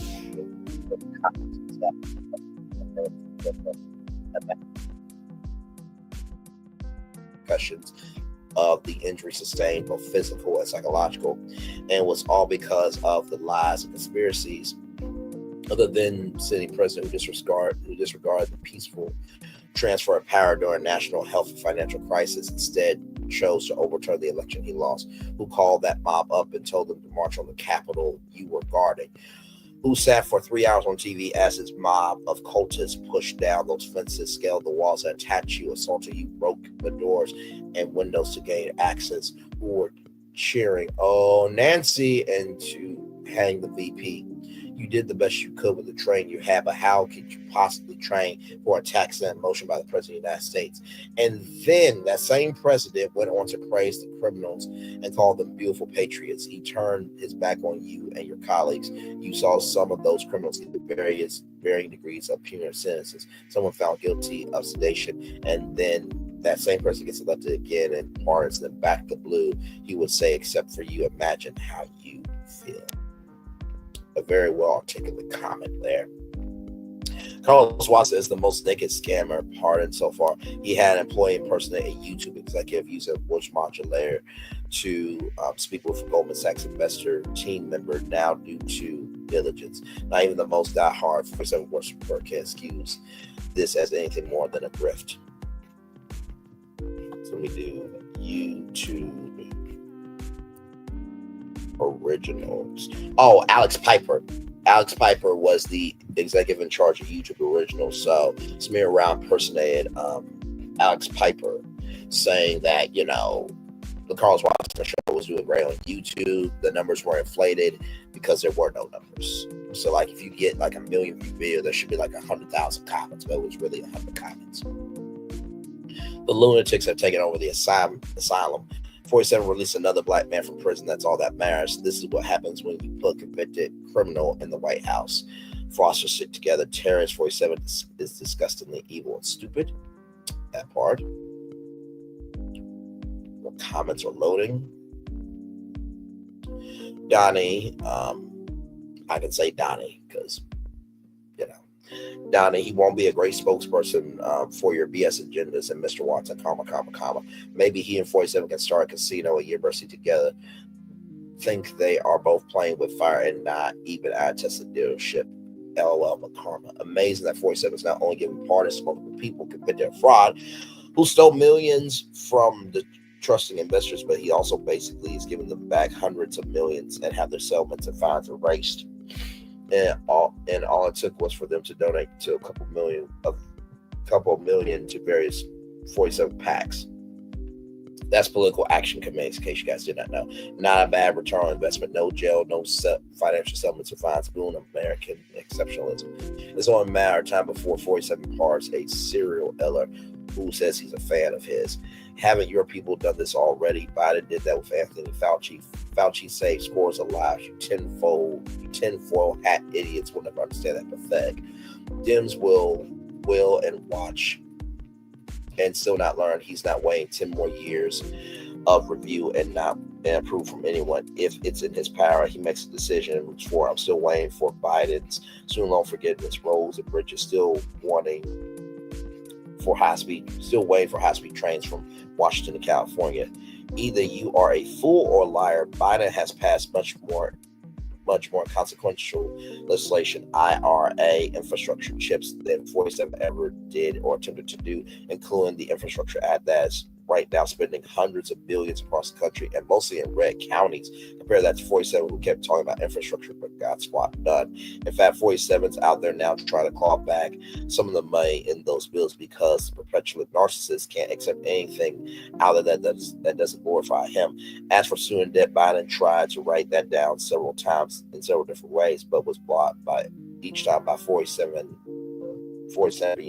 judges. But go ahead, keep spreading lies about how Biden didn't get anything done. All this proves is that people are stupid and will always vote against their best interest, like holding Biden responsible for global post-pandemic inflation, but not crediting him for the record low unemployment and strong economic growth. Meanwhile, the narcissist is actively driving the country and possibly the world into a recession with his harebrained tariffs, and people are sitting around drinking Kool-Aid. Woo, my Lord Jesus. Better look at the bottom of your glass. The unmixed Kool-Aid powered Dems are fast becoming the Whigs. This thinking is exactly why Kamala lost, not seeing everyday issues over stats on paper saying economy good when costs for average workers are high. And of course, your Dem hates to judge. You missed the commenter is Dem saying the party is missing the mark. There are no leaders and no message that resonates with Dem support, and he's turned another one. I see institutional leaders fall in line under 47's agenda. This is watching the invasion of the bias snatchers, not knowing who's who or who's recently returned. I think I'm almost done. Yep. Because white collar crime is no longer a crime under 47. So basically now, if you're rich enough, you can get away with it. Get away with anything now. Just a donation to his administration. You're good to go. It's a great time to be rich, commit fraud and theft and cheating. You want birds of a feather flock together. I fully agree. A very active comment section there from deadline.com. Shay P, long time no see, gorgeous. It's good to see you. I hope all is well. Y'all go to firehairbyshayp.com, please. Like, comment, share, subscribe to her. Also, too, we shared her brother's GoFundMe, so please donate to that GoFundMe. I hope that he is recovering well. I pray all that goodness and more will be done in Jesus' mighty name. Yes, yes, yes. Amen, amen. Good to see you, Shay P. Love you as always, beautiful sister. Like I said, the fact that Carlos Watson, and listen, I was on the car. Oh, it's no problem. That's what we're supposed to do. That's what we're supposed to do. And I've come to recognize a long time ago that, in the words of Life Jennings, when the rim stops spinning and all the gold digging women disappear, she will still be here. And so I know my character is good because I have more than enough social capital. That my social capital, the account balance in that is unlimited. Because here's the gag. I don't really see anybody celebrating the demise of me because I'm still here. Because I've been putting in the work And I'm about the work of being a resource and not a hindrance to the culture. But you did hear that from me. Now, with that being said, I was on Carlos Watson's show for the presidential after show after Joe Biden, Kamala Harris was inaugurated. Megyn Kelly was on the show. I think Maxine Waters was on the show. A couple of others were on the show as well. I was extremely honored because, that was a big YouTube channel. Little did I know that all this was going on with Carlos Watson. And so, like I said, I mean, for people like myself, Millie Chun, T-Talk with your girl, Sassy T from the AO3, Little Baller in the Game, Silva, Chit Chat with QT, Bingeworthy, Michelle A.T. Elliott, Kempire, many more content creators, Lovely T, of course, I can't forget Lovely T TV, and many more content creators that, this is a risk. Investing and creating and trying to build up a YouTube channel. It's a risk because there's a 50-50 chance of it working out, not working out. And so for people to not be able to get in the door like Mr. Beast, because for one, he has figured out the algorithm, but also two, he has privilege that some of us do not have. And so for any one of us to try to get in the door, if we defrauded investors for our media platform or for our entrepreneurial business, it would be lock, stock, and barrel. That it would be over. But to have your chief operating officer, Samir Rao, impersonate Alex Piper of YouTube Originals, that put YouTube in jeopardy. Which YouTube is owned by Google, so let me flip reverse and rewind back. That put Google in jeopardy. And that means Google could have had to pay for that impersonation. Thank God they didn't. Goldman Sachs could have been scared shitless for the investment they did. Thank God they didn't. But the fact that Carlos Watson is not going to jail and does not have to pay $96 million is mind-boggling. It's mind-boggling to me. Right is right, wrong is wrong. I don't believe in defrauding people. I don't believe in maligning people's character, especially when you know them personally. And I certainly don't believe in jumping on the bandwagon just because that person has no brain cells to form a brain to be truthful when they're a fucking lie, a travesty, and they're false in their movement, in their behavior, and how they showcase themselves. Just keep the bucks up. Yeah. So here it is from CNBC here.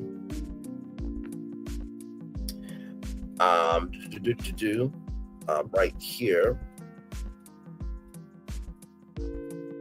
So here are the key points from CNBC here. 47 commute sentence of Aussie Media founder Carlos Watson just before prison surrender. President 47 communed the criminal fraud sentence of Aussie Media founder Carlos Watson hours before he was due to begin a 116-month prison term in California. 47 has also commuted the sentence probation imposed on Aussie Media for its related conviction in the case. Aussie abruptly shut down in October 2021 after the New York Times reported that the company's chief operating officer impersonated a YouTube executive, Alex Piper, formerly of YouTube Originals, on a conference call with Goldman Sachs. 47 also pardoned Trevor Milton, the founder, CEO, and former CEO, rather, of electric truck maker Nikola Tesla, who was free on appeal after being sentenced to 4 years in prison. So here is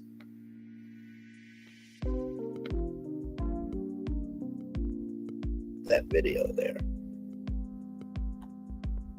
And then I'm going to show you a receipt that I have on my channel, on our channel, rather. I know it's my channel, but I say it's our channel because on Friday, President Trump commuted the criminal fraud sentence of Aussie Media founder Carlos Watson. Now, Watson's media startup falsely claimed.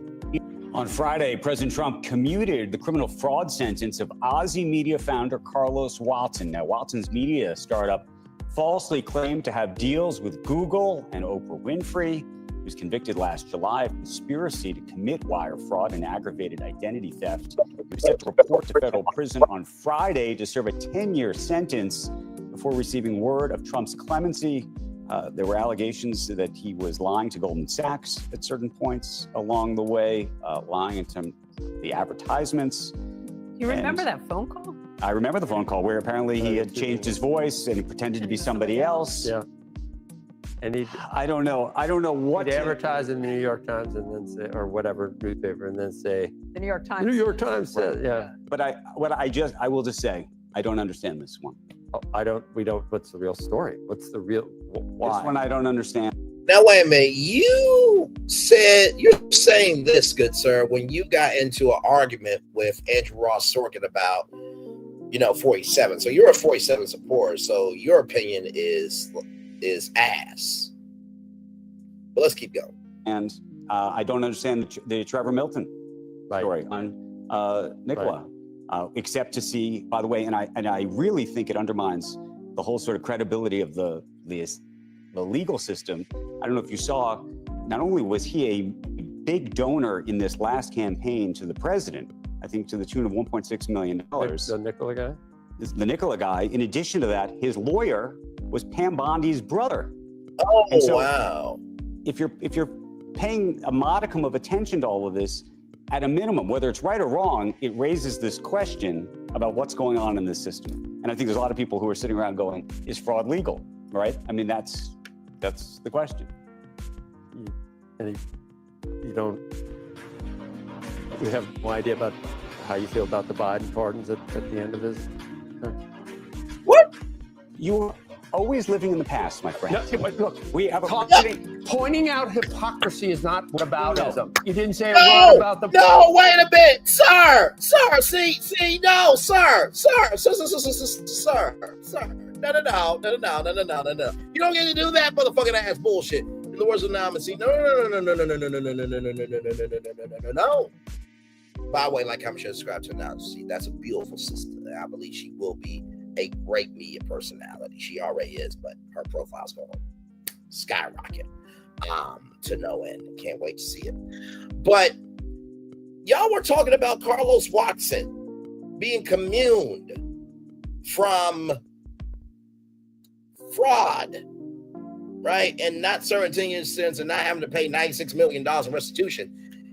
And you bring up Biden, sir. Okay, Biden did things, but so is this motherfucker who's in the White House. Dude, talk about not being able to stay on point. What the fuck is he doing there? I can do a better job now. Do I know the stock market? No. But do I know about social capital and connecting the dots and understanding? If you understand the moves that are happening around you, you'll understand the moves happening in front of you. Absolutely. I can replace that dumb fuck. Not Andrew Ross Sorkin or that woman, but the dumb fuck that's to the right. Let's keep going. I cannot. The question.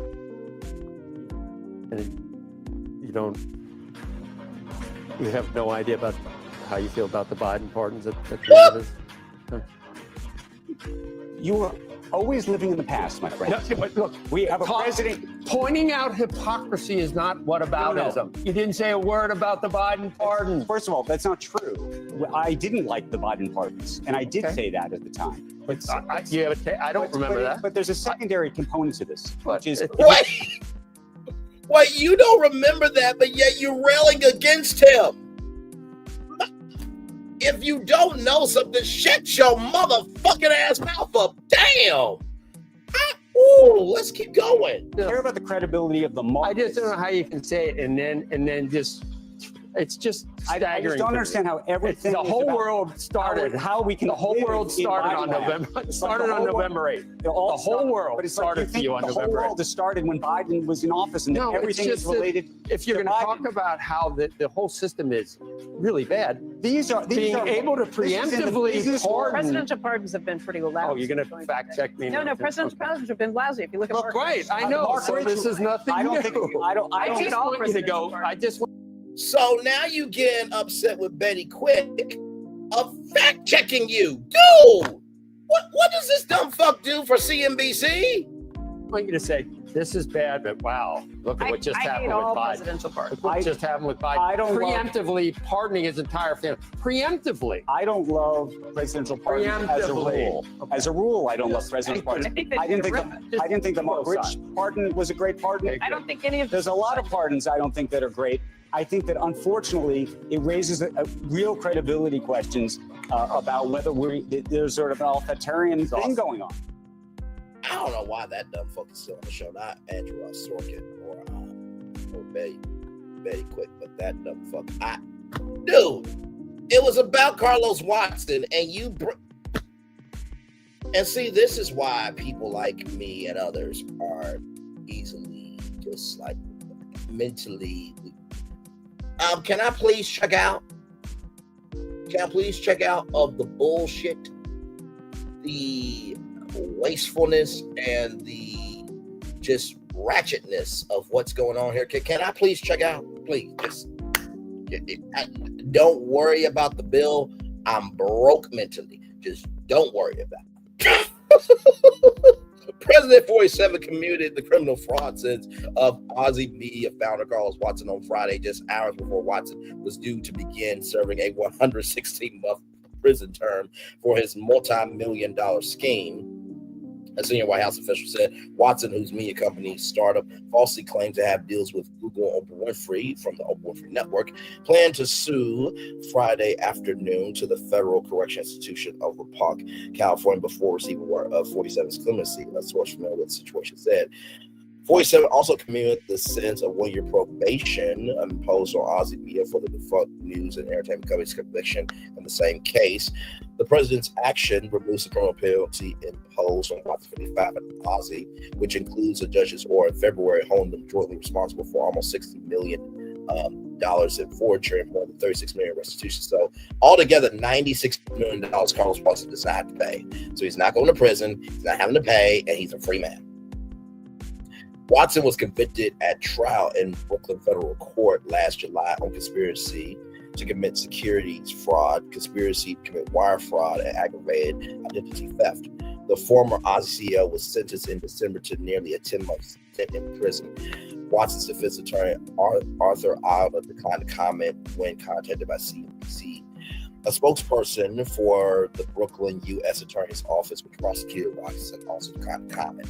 Glenn Martin, a criminal justice reform advocate, in a tweet on Friday wrote, "We did it," above a photo of him and Watson. President 47 commuted the sentences of Aussie Media and Carlos Watson before his surrender. The tweet said Carlos Watson is not going to prison today. Martin wrote, "First and foremost, thank God for his grace, mercy, and power of redemption. Special note of appreciation for Alice Marie Free." He added, referencing to his criminal justice reform advocate, Alice Marie Johnson, "Your advocacy, passion, relentless pursuit of fairness has made this moment possible for people like Carlos." That is from Aussie Fest 2018 at Rumsey Playfield in Central Park on July 21st, 2018. When Watson was sentenced, then Brooklyn U.S. Attorney Breon Pierce said Carlos Watson has orchestrated a years-long alternate scheme to defraud investors and lenders to his company Aussie Media out tens of millions of dollars. Prosecutors said that Watson and his co-conspirators between 2018 and 2021 defrauded investors by misrepresenting Aussie's financial performance and its ongoing business relationships and its acquisition prospects, as well as contract negotiations. Aussie abruptly shut down in October 2021 after the New York Times reported that the company's chief operating officer, Samir Rao, had impersonated YouTube executive Alex Piper, who was the head of YouTube Originals at the time, on a conference call with Goldman Sachs. The investment bank was considering a $40 million investment in Aussie at the time. Woo, Lord Jesus. Hey, Queen Liz, welcome in. Glad to have you here. So with that being said, I want to show you something because, you know, on this channel, we do swing for stories that don't get covered. We swing for stories that the minority of the culture is talking about behind the scenes, but the majority of the culture doesn't want to bring it to the forefront to talk about. And we cover the rise of the possible. After we cover the mess of the impossible and the rise of the possible, we try to make sure that there is a context, a a context, a clarity, and a connection to it of what you see. And so I want to show you this because, like I said, right here, I did this breakdown 1 year ago on December 23rd, 2023. This was the breakdown of the Carlos Watson Ozzy Media lawsuit right here.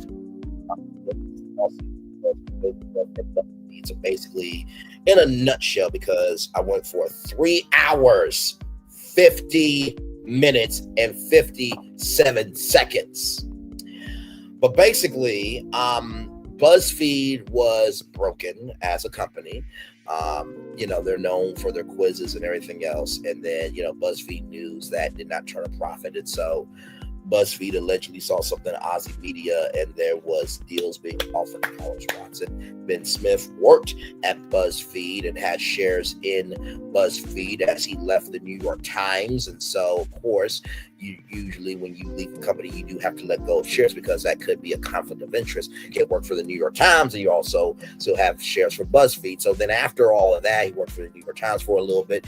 Then he made a platform called Semfor, and in the lawsuit, there is evidence of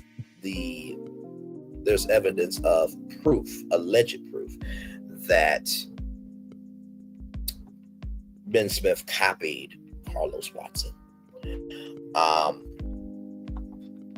And so here were all the videos here.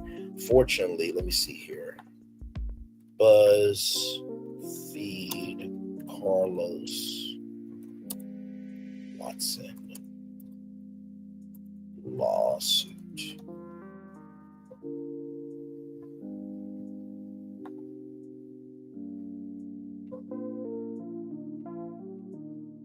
And Ozzy Media did drop the lawsuit. I just saw that update there.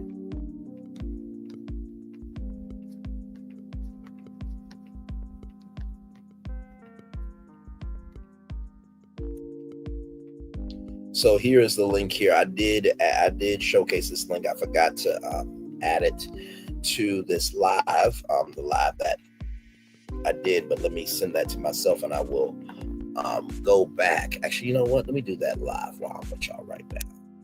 This is how transparent I am with y'all. So let me do that right now. But yeah, for Carlos Watson not to pay $96 million and for him not to go to jail when, can we be honest, Carlos? I know you're grateful for this second chance, but 47 only likes you because you have green. Have green. That's it. Nothing more, nothing less. You gotta be careful of that because what you do now may determine what happens to you later, because it seems like he's able to flip on a dime of, as long as you're working with him, he's working with you. But if you're against him, he's against you. So just be careful of the hand that you're claiming, or be careful of the hand that you're shaking, rather, I meant to say. So let me get what's in there. Let me add this link.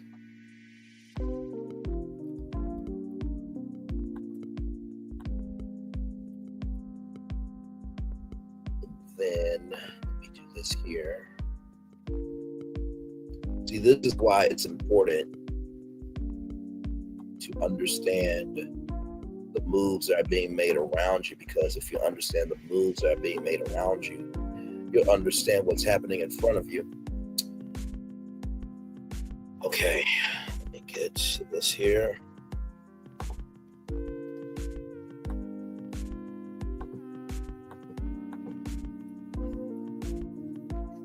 Also there. Let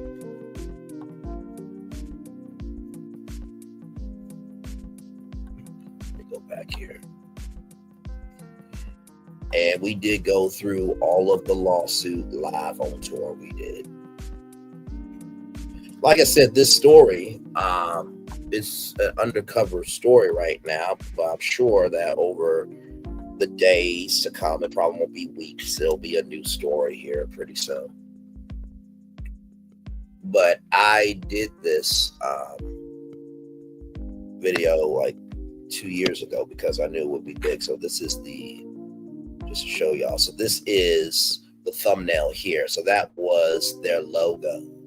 And I said, Ozzy Mia versus Ben Smith and BuzzFeed lawsuit, projection versus reality. So look for that on the channel if you need to get caught up. I want to show you the lawsuit here just so you know that I'm actually about the business of being about my purpose. So here is the lawsuit, 75 pages. I'm not going to read them all to you because the show has been long enough. But yes, indeed, right here, as you see here from John Perturi, who's the CEO of BuzzFeed, it says here, I'm just starting a search for President BuzzFeed to work with me to build a future me, and you be the best guy. Be the best guy in the world for the job. Ozzy's the missing piece, and you're the missing leader.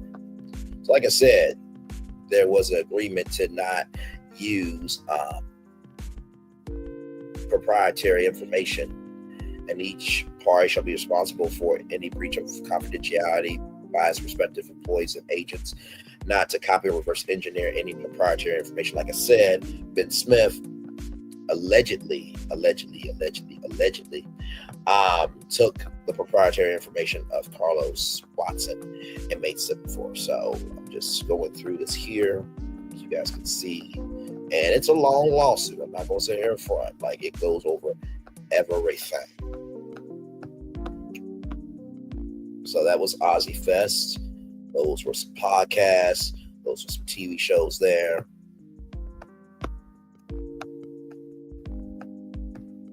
I am wondering how Ben Smith is feeling today.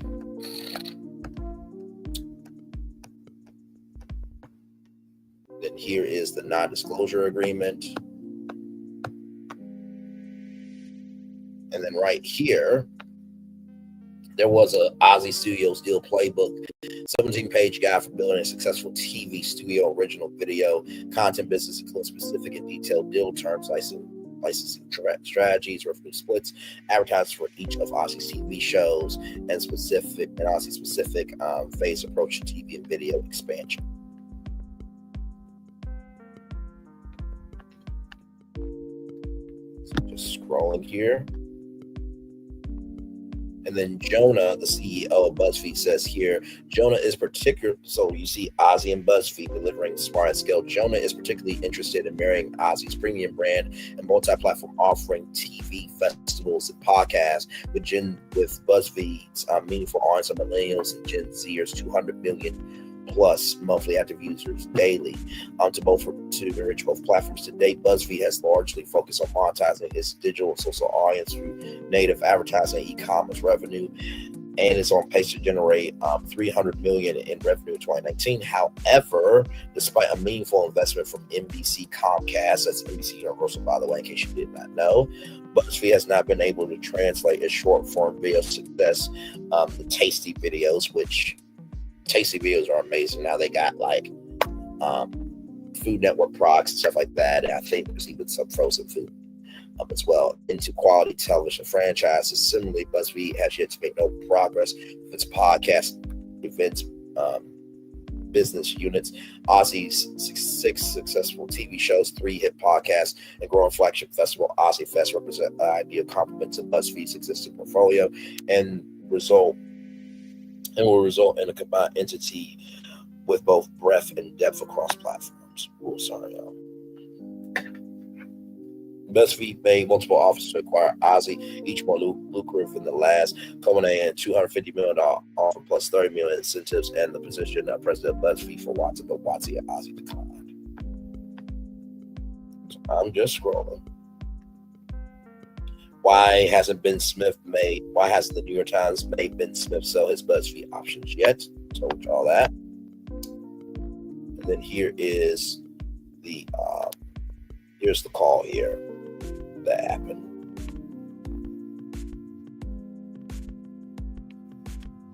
Still scrolling. Still scrolling.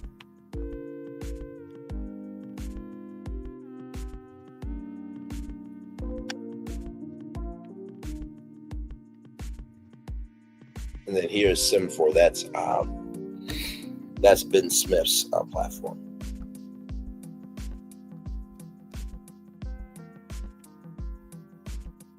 Still scrolling. Like I said, I know that most people are not going to read a 75-page lawsuit. Good Lord Jesus. So there it is there. So I will drop that link to the lawsuit in the live chat, just so that way you guys know we don't play around here. And so, yeah, those are all your destinations, everybody. We did that in 2 hours, 49 minutes, and 55 seconds there. It's time for your positive news story. Now, of course, as you guys know, we've evolved on the positive news stories around here. Sometimes it's a positive news story of something actually positive, and then sometimes there's a positive news story to see what we can learn from this story that can be positive. That's a tool for us to hopefully utilize later on down the line. Trigger warning, everybody, on this story here. Just want you all to know that before we get started.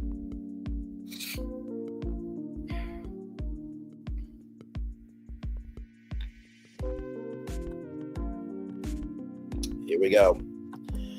From page 6, everybody. New York Post.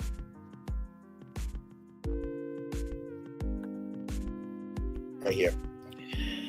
Kanye West says he did not want to have kids with Kim Kardashian in disgraceful interview in Triple K Hood. Yeah, that one.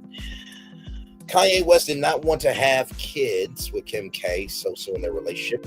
In a bizarre new interview with DJ Epidemics, the All Falls Now rapper explains why he did not see himself becoming a father while dating now his ex-wife. Epidemics said, 33 said, when you speak about Kim, people might be like, well, you picked her. You put yourself in that. Oh, just like you put yourself in that situation where you disrespectfully talked to that 15-year-old. Yeah. So Triple K, Kanye West, and DJ Epidemics had a conversation.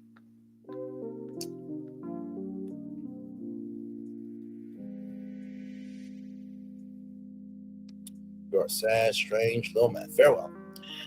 Right here. West, who wore an all-black Triple K outfit, complete with the hate through infamous pointed hood, during the disgraceful interview, replied, absolutely, I did. That was my fault. No, that was my fault. The Grammy winner, 47, added, I didn't want to have children with this person after the first 2 months of being with them, but that wasn't God's plan. Page 6 reached out to Kardashian's rep for comment, but did not immediately hear back. West and the Skims co-founder, 44, share 4 children. North, who's 11. Chicago, who is 7. Son Saint, who is 9, and Psalm is 5.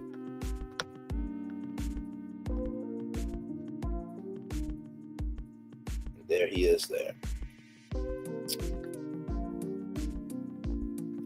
And there's that sticker chain.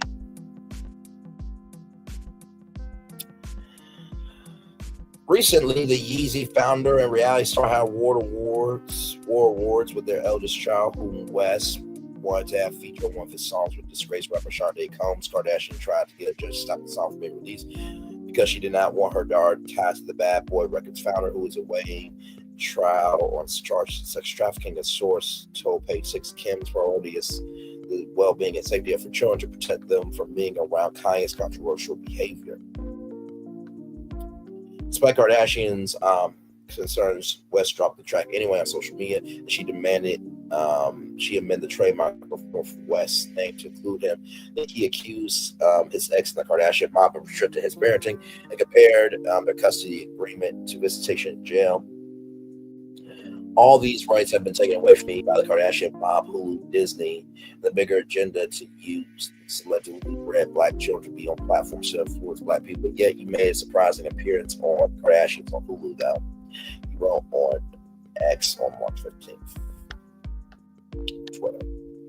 Additionally, Kardashian poorly abruptly ended Northwest visit with her dad after learning Andrew Tate, his brother Tristan Tate, will be there too. The Tate siblings are both facing rape and human trafficking charges. Kardashian is said to be considering changing her custody agreement with West as a result of the drama. The exes were married from 2014 to 2022. So, for those of you who don't know, I am going to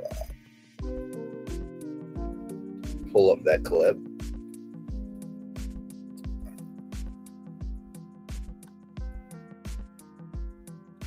Because it needs to be pulled up. And Kanye, I'm gonna give you a very hard truth, brother.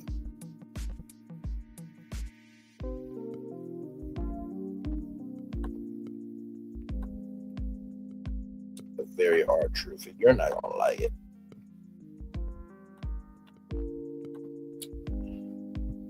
You're not gonna like it at all.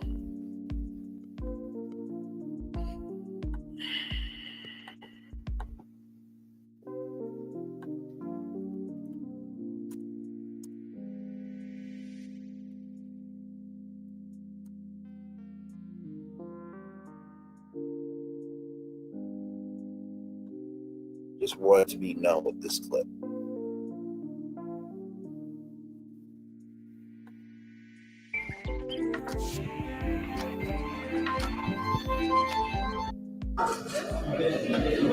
Let's say.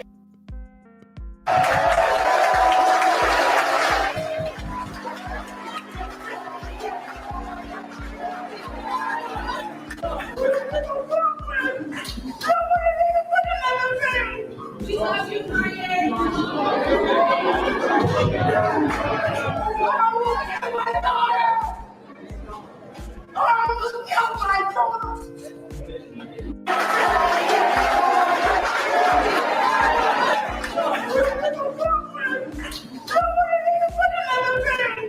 love you,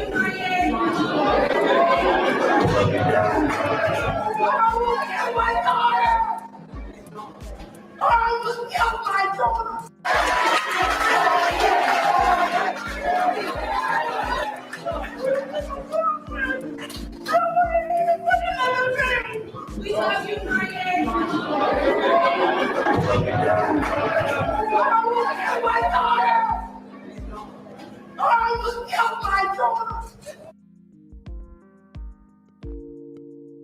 Kanye, I want to let you know something now that you would give a flying fuck.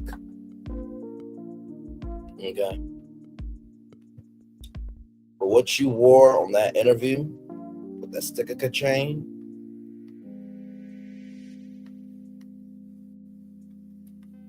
and what you wore with this, here's the gag, Kanye. That organization would have hung you and made you strange fruit and sold your kids. That's fucking sad that you will wear that, knowing that that organization does not want you. That's fucking sad. Y'all, I'm gonna turn off my camera now because we done the whole show for over 2 hours. You're probably wondering, Brian, what's the positive out of that story? Well, the positive that's out of that story is that Kanye is self-destructing himself so the kids can be free. That's the positive news story here. Saw that before we got started of being on tour together here. And it's quite sad that that's where we are in the world right now.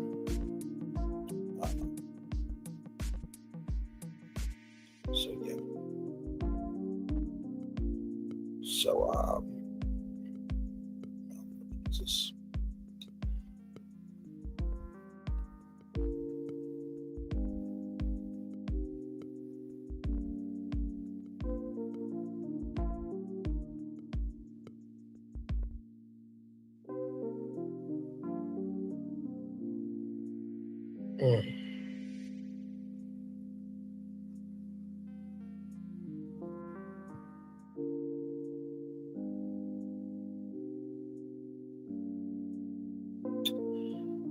Whew, I'm just breathing right now.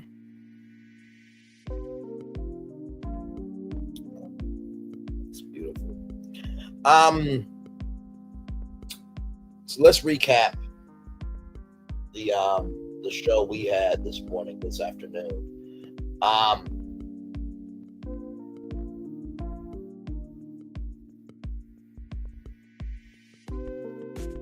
Because this was a show. We're going to kick it off with Carlos Watson. Obviously, we're going to go backwards and forwards. Carlos Watson not having to pay $96 million in restitution, not going to jail, and being able to move free about the country when there are people in jail for getting grass. Quite frankly, it's sad. And there are people that I'm sure that they have probably stolen from stores and this, that, and third. There's some moms that are stolen from stores because they couldn't get Pampers for their kids, or they couldn't get, female toiletries like pads and tampons because there's a tax on it.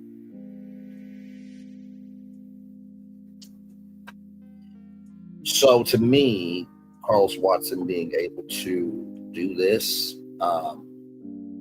it's quite sad, it's quite disgusting, and it's fragrant. We outlined. I am sure that there will be an interview with Carlos Watson here pretty soon.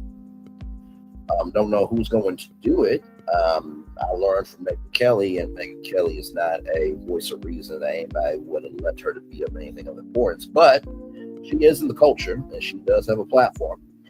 I learned that allegedly Carlos Watson was going to go on the Megyn Kelly show, and everything was set up, and then he flaked. He was on Way Up with Angela Yee, who was on the Breakfast Club before. I'm sure that when everything went down the first time he went. He interviewed Craig Melvin of the Today Show, and then he interviewed Andrew Ross Sorkin from Squawk Box on CNBC. So I don't know who's going to do the interview. I don't know. I will tell you, people will be watching. And Carlos, don't start up Aussie Media. I know what you're probably are going to do, which is what every person who has been through something of this magnitude will do, is, guys, we got a second chance here. Let's get the gang back together. Let's get that Carlos Watson show started up again. This second chance that you probably, and not probably, you really don't deserve, because no one out here could do a fifth quarter or a half of what you did and still make it. You need to be with your family, be with your friends, and enjoy being free and be still. And I would say maybe don't do a media company. That's what I would say. Maybe don't do a media company. Maybe just don't even think about media. And I know what some of you are thinking, like, Braylon, I know you ain't telling him what to do when all you do is consume media. I utilize media as the prism to be able to see the world. But also, too, I go beyond what the world talks about. right? So I am bigger than just a media commentator, so you can miss me with your shit. Like I said, I don't think Carlos really needs to bring back Aussie Media. I think too much has been done. And I think if he brings up Aussie Media, it's not going to go well. Because everybody is going to say, why are you doing this again? Like, no, it didn't work. You got caught, and just they're not here for it, right? So that's what I have to say on Carlos Watson. I do hope he is okay. You know, just because he went through all this doesn't mean he's not a human being. But also, too, right is right, and wrong is wrong. So that's what I have to say about Carlos Watson. Will Smith being able to get a street named after him, what an honor. I think Will Smith definitely deserves it, and I know what you're gonna say. I know. Well, he did the slap this time, the third. I would rather have Will Smith slapping somebody than a racist for a president. Y'all can miss me with that. Like I said, some of y'all support toxicity, chaos, and strife with someone who did the most to themselves and terminated themselves because of their own behavior. But yet y'all won't accept that behavior in real life, right? And I can't wait for y'all to hear the review today, because I say some things in this review that listen, if it doesn't apply, let it fly. But if you let it fly, it must apply. So, and you know, giants, they do fall. The bigger they are, the harder they fall. I think Timothy Dermott said that, and I don't know. You'll just have to tune into that after show. That will be coming out very, very soon to find out if he said that or not. So, oh my lordy, Lord. Then Disney, you know, the Disney bubble. I think sometimes you could be so deep in the bubble that you don't pop it out to, you know, consume some fresh air. And I think Disney, while they have made it to 100 years, and congratulations to them on making it 100 years, because it's not easy to do, I do believe that they are resting on their history, right? They're resting on their history and believing, because we have made it to 100 years, that we don't really have to, you know, do anything else. And that's not the case. That's not the case at all. You have to be willing to evolve, and evolve for a purpose, not just to exist, because when you get lazy in your legacy dies. But when you invest in your legacy to thrive, that's when it'll rise. So, that's what I'd say about Disney with Twitter. The fact that Elon Musk sold Twitter, like, you fought this hard to get just to sell it to yourself, because Elon Musk also is an investor in XAI. Personally, I think Twitter will be closing soon. Sooner rather than later, it will be Elon Musk's fault. And it's sad, because it really is a great platform. It was a great platform, but some people want to be so known that they don't care about the work to stay around, and that's Elon Musk. When it came to that breast milk ice cream, I'm like, okay, wait a minute. Now listen, I've never, you know,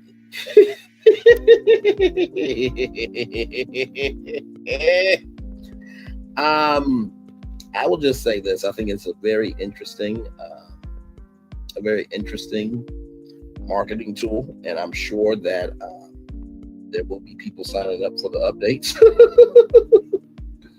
to see what that will be. It was great, forced marketing, and like I said, I can't wait to see the review. So hopefully it doesn't cost a pretty penny, but you know, And the fact that you got to wait 9 months for it is is hilarious too.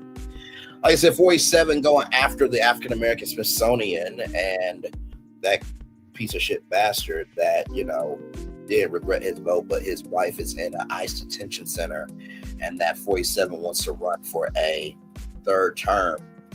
It's terrifying, it's scary, and we need to be woke for it. Because 2 movies, 2 seasons of this was already more than enough. We don't need another one. Not to mention, too, you can't run for president and win and do the presidency more than twice. So believe me, that day on 1600 Pennsylvania Avenue will be the biggest move-out party. What do you need help with? Everybody put on your rubber gloves.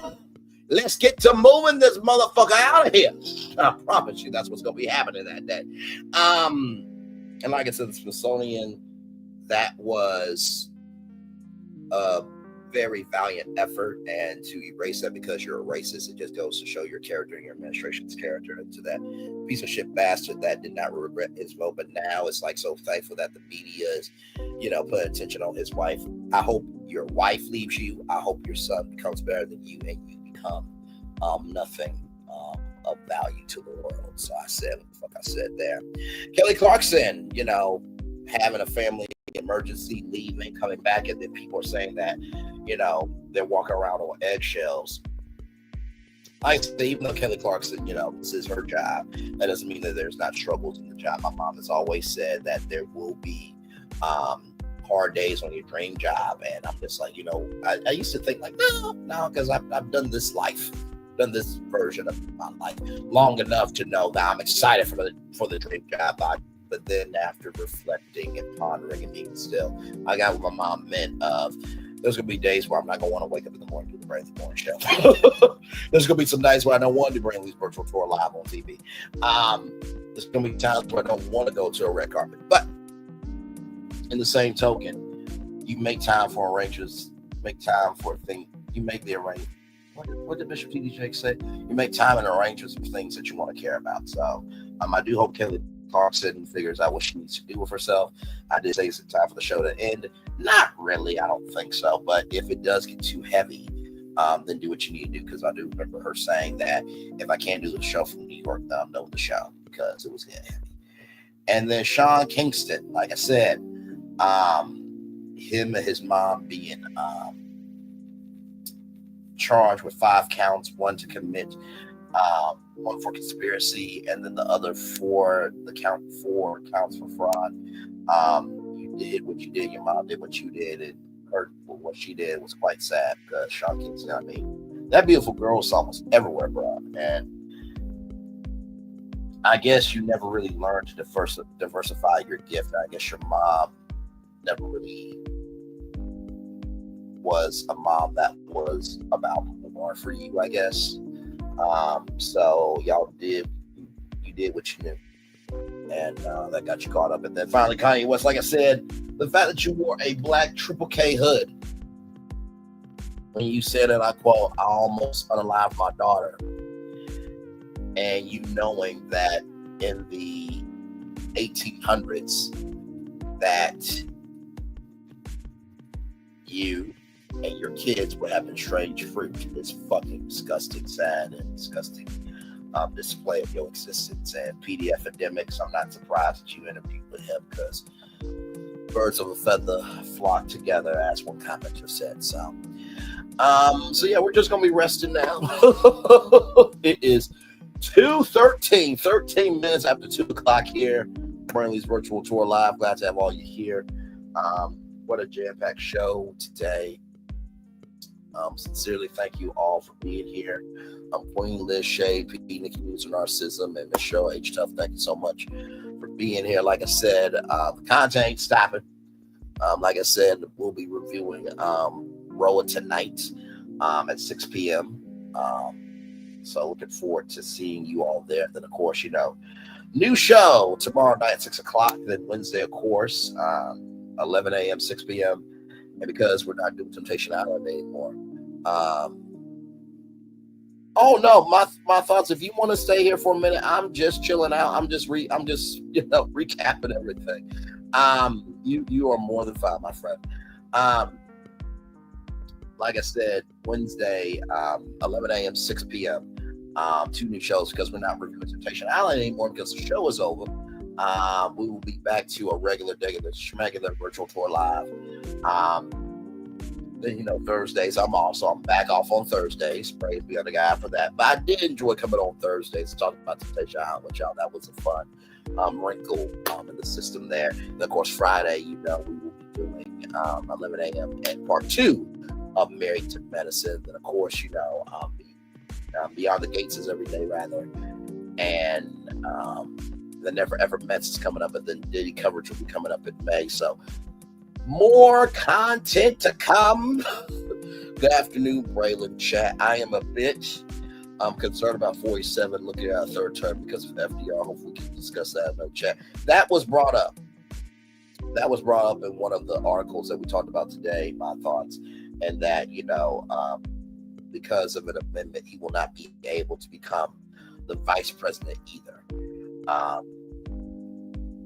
So yeah, you can only run and win twice. You can only be president twice. Obama did that. Joe Biden almost did that. I think he did. Yeah, he served 2 terms. So it is concerning. Like I said, I wish we would be more woke than just reality TV, but to no avail. Some of us are more woke than others. But yeah, it is very concerning that he wants to run for a 3rd term. And like I said, he'll be 82 years old. Biden was 81 when he stepped out of the race. So that should tell you something. And honestly, do we really want a president at 82 years old who believes this? A lot of towns don't want to talk about it because they're so embarrassed by it. In Springfield, they're eating the dogs, people that came in. They're eating the cats. They're eating the pets of the people that. A lot of towns don't want. Do we really want a president who believes that at 82 years old? I'm just keeping it a buck with y'all.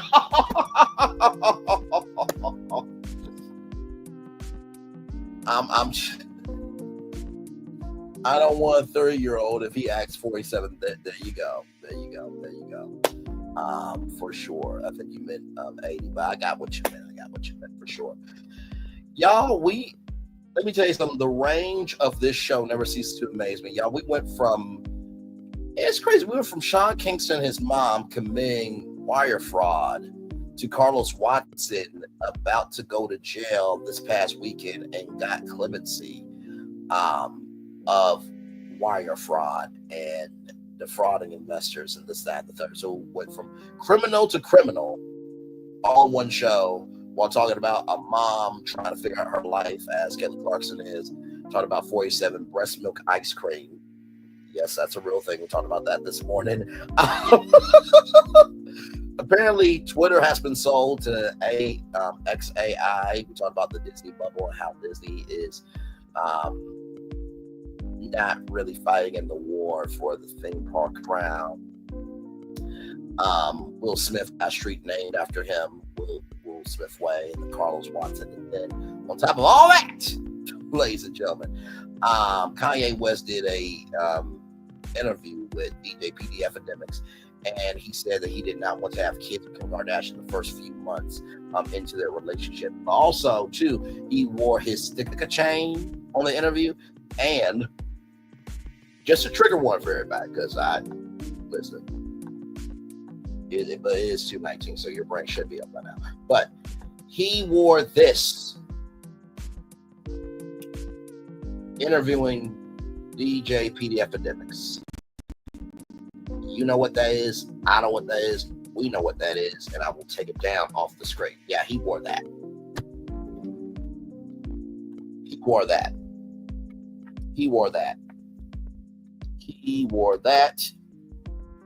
when that organization would have made him and his kids and probably Kim K strange fruit. If you don't know strange fruit, look up your history in Billie Holiday or Miss or Lady Day, as she is really known as. Yes, but in England have been eating that ice cream for a while.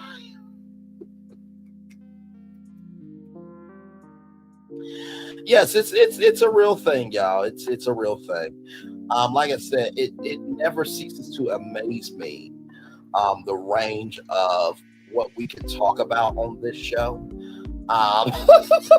Because it's just like, how do you talk about crime and breast milk ice cream and, you know, politics? How do you do this? Believe me, I'm just as surprised as you sometimes with the range of what we do here. But as I am surprised, I am also elated to be able to be different and live in being different as well. So yeah. Here it is, y'all. So it's not available as of yet. You gotta wait 9 months. But here it is. Here, pumped to try it. Now this is a website here where you have, tools for women to be able to take care of themselves there. So it's definitely a great tool for sure. You know what I mean? And this is limited edition. So it says here, sign up below to stay abreast. So it's not going to be made out of actual breast milk, okay? But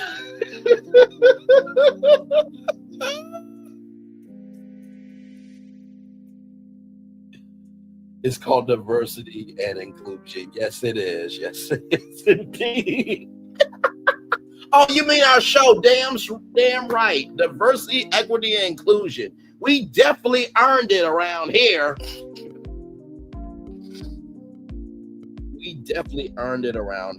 Oh, by the way, hang on. I want to bring something up real quick here, okay? I just want to bring up two things, right? I want to bring up two things. Because it's important to clarify things when you can. Let me go to...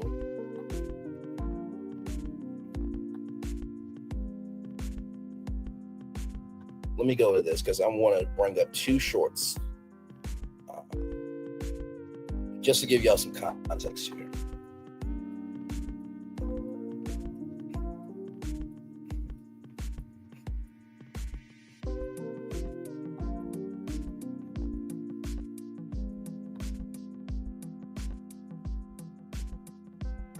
See if this is the right one.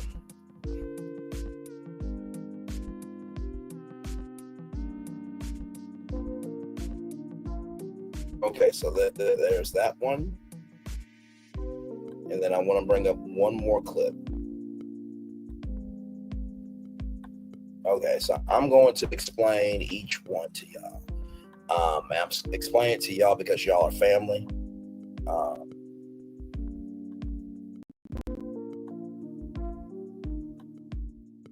So just to let you guys know, StreamYard has been doing these AI clips, right? And so I've been trying to push them out. You know, you got to keep it under 2 hours in order for clips to happen.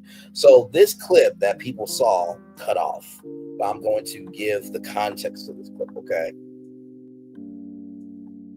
So here's the first clip.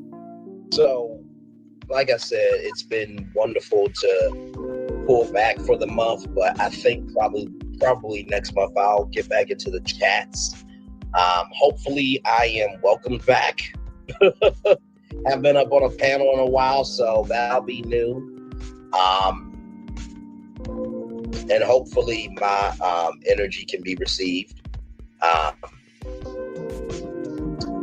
But yeah, this was a great live, and like I said before, for Obia to not have done a live before, she did a great job for her first time. Because honestly, to tell you the truth, I wouldn't know how to do this, and I wouldn't know how to do this in real life. So, so this clip here, it says the challenge of live streaming behind the scenes. So during this live, I was giving the context of me being in Ohio and Melody being in LA, and I don't really have any communication with her. So it is based on the energy of the live and me staying up for 8 hours, right?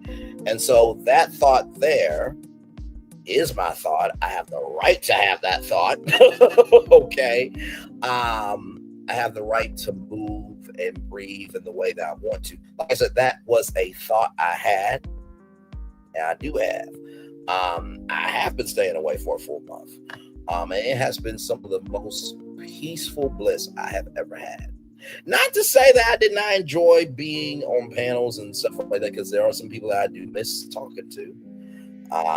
And I do, and you know, just because I don't say anything doesn't mean I don't see. So to the people that miss me, I miss you too.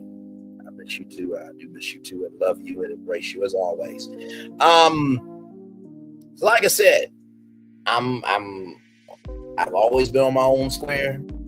I told y'all the 5 statements.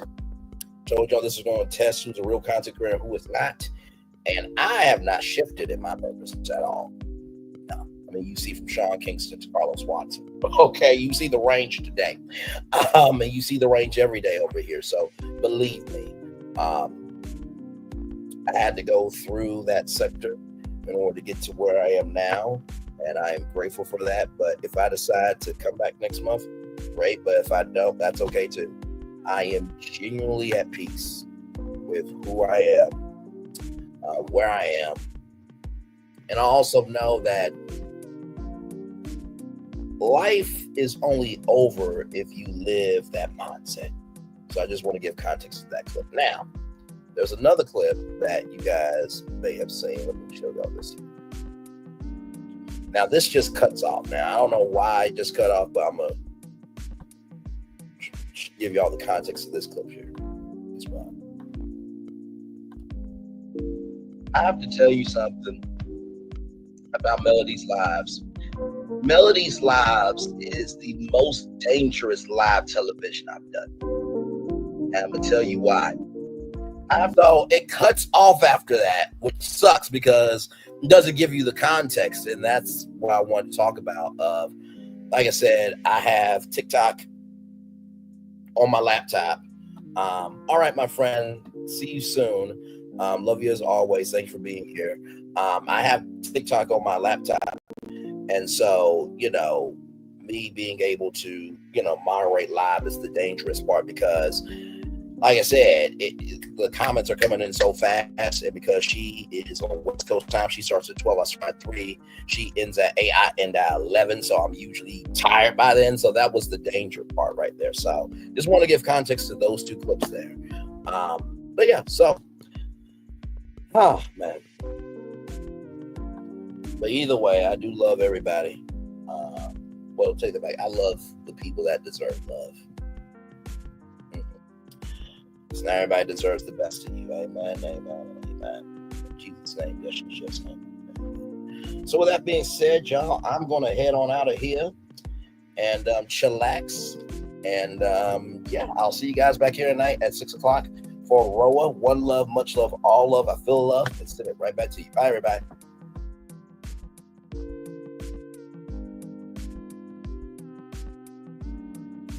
Hey, good morning, America.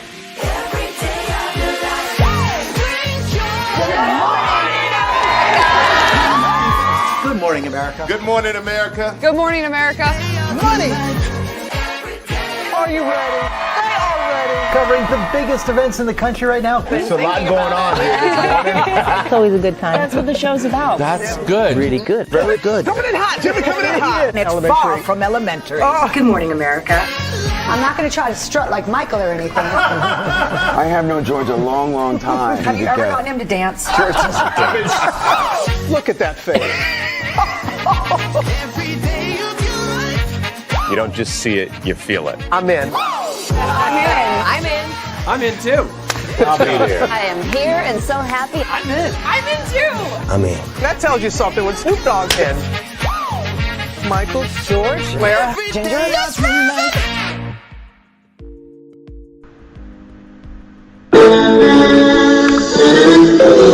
Sweet boy,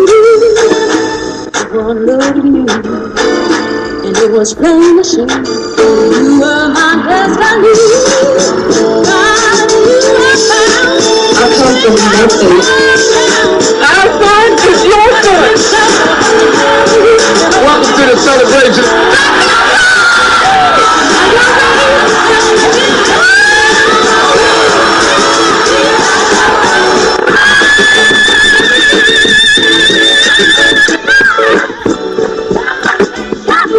We always got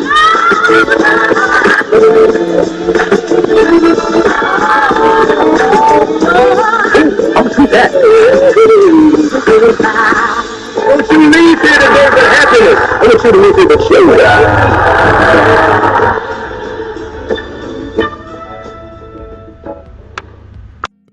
Power 923 Jams and the Arkansas Minority Health Commission encourages you to take the COVID-19 vaccine to help keep you and your loved ones safe. Involved in our community, the People Station, Power 923 Jams. KIPR Pine Bluff, Little Rock, KFOG, Little Rock, a Cumulus media station. And now, back to the jams. Hip-hop. Drake. Girls want girls where I'm from. Yeah, well, girls want girls where R&B. J. Howell. Just 'cause I love you and you love me. And now, bumping back-to-back continuous music with another fresh new jam. Heard here first on the People Station, Power 923 Jams. Power 923. Open your eyes. Think of the one place you've always wanted to see.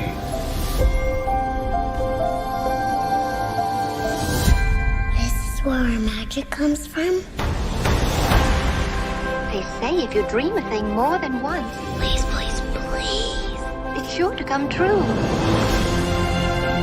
Everything you see exists together in the great circle of life. There are stories about what happened. It's true. All of it. In every job that must be done, there is an element of fun. I told you she was tricky. Life is full of possibilities. What do you want to be remembered for? The world is in our hands, and we gotta do something with it. I just want to say a word of thanks to all the artists, the workers, and all of you. The young and the young in heart. You helped make this dream come true.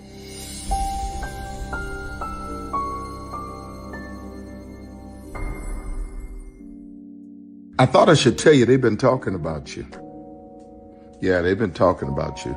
They've been talking about the fact that they've done everything they could to stop you and everything they could to block you, but you still win. They've been talking about the fact that they have undermined your success and they have tried to sabotage your seasons, but you keep winning. They've been talking about the fact that even though they don't like each other, they get together to try to kill you, but you keep winning. They've been talking about the fact that you were voted least likely to succeed, but like cream, you keep rising to the top. They've been talking about how they tried to burn your world down, but like the phoenix, you rose from the ashes. They've been talking about you. And you know what they say? Oh, she's just lucky. He's just lucky. But no, you ain't lucky. You're anointed. You got something on you. You got favor on you. You got power on you. You were born to win. Now they can call it luck, but it's grace. They can call it luck, but it's favor. But whatever they call it, it doesn't matter, because you know what God calls you? Do you know what God calls you? A winner. I thought I should tell you they've been talking about you. Yeah, they've been talking about you. They've been talking about the fact that they've done everything they could to stop you and everything they could to block you, but you still win.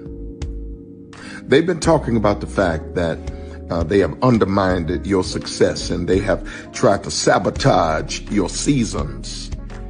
But you keep winning. They've been talking about the fact that even though they don't like each other, they get together to try to kill you, but you keep winning. They've been talking about the fact that you were voted least likely to succeed, but like cream, you keep rising to the top. They've been talking about how they tried to burn your world down, but like the phoenix, you rose from the ashes. They've been talking about you.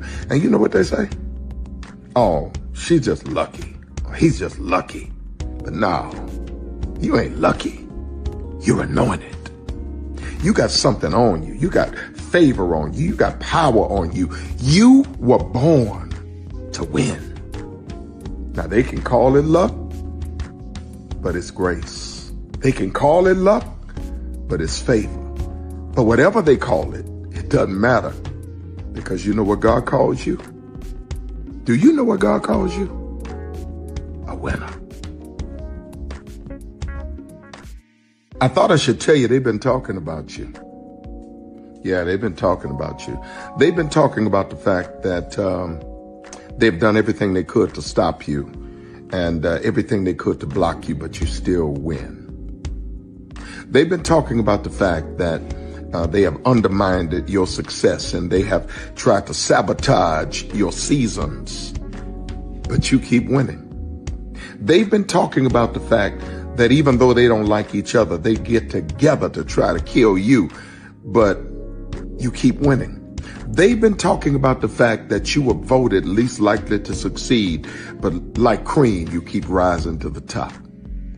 They've been talking about how they tried to burn your world down, but like the phoenix, you rose from the ashes. They've been talking about you.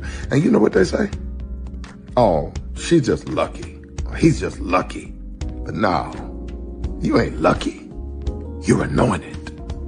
You got something on you. You got favor on you. You got power on you. You were born to win. Now, they can call it luck, but it's grace. They can call it luck, but it's favor. But whatever they call it, it doesn't matter, because you know what God calls you? Do you know what God calls you? A winner. I thought I should tell you, they've been talking. Prepare for a journey beyond imagination, beyond belief, beyond anything you've experienced before. Universal Epic Universe, a new theme park where you'll step through extraordinary portals to 5 immersive worlds. Prepare for a cosmic voyage of discovery, an isle of fire-breathing excitement, a shadowy world of monsters and mystery, new wonders in the wizarding world, and a new way to play. Plus the splendor of a magnificent resort hotel overlooking the park. It's all new excitement at Universal Orlando Resort. A week's worth of vacation thrills with 4 amazing theme parks, a variety of spectacular themed hotels, and incredible dining and entertainment. It's all at Universal Orlando Resort, where you'll find new adventures every day. Explore the astonishing worlds of Universal Epic Universe at Universal Orlando Resort.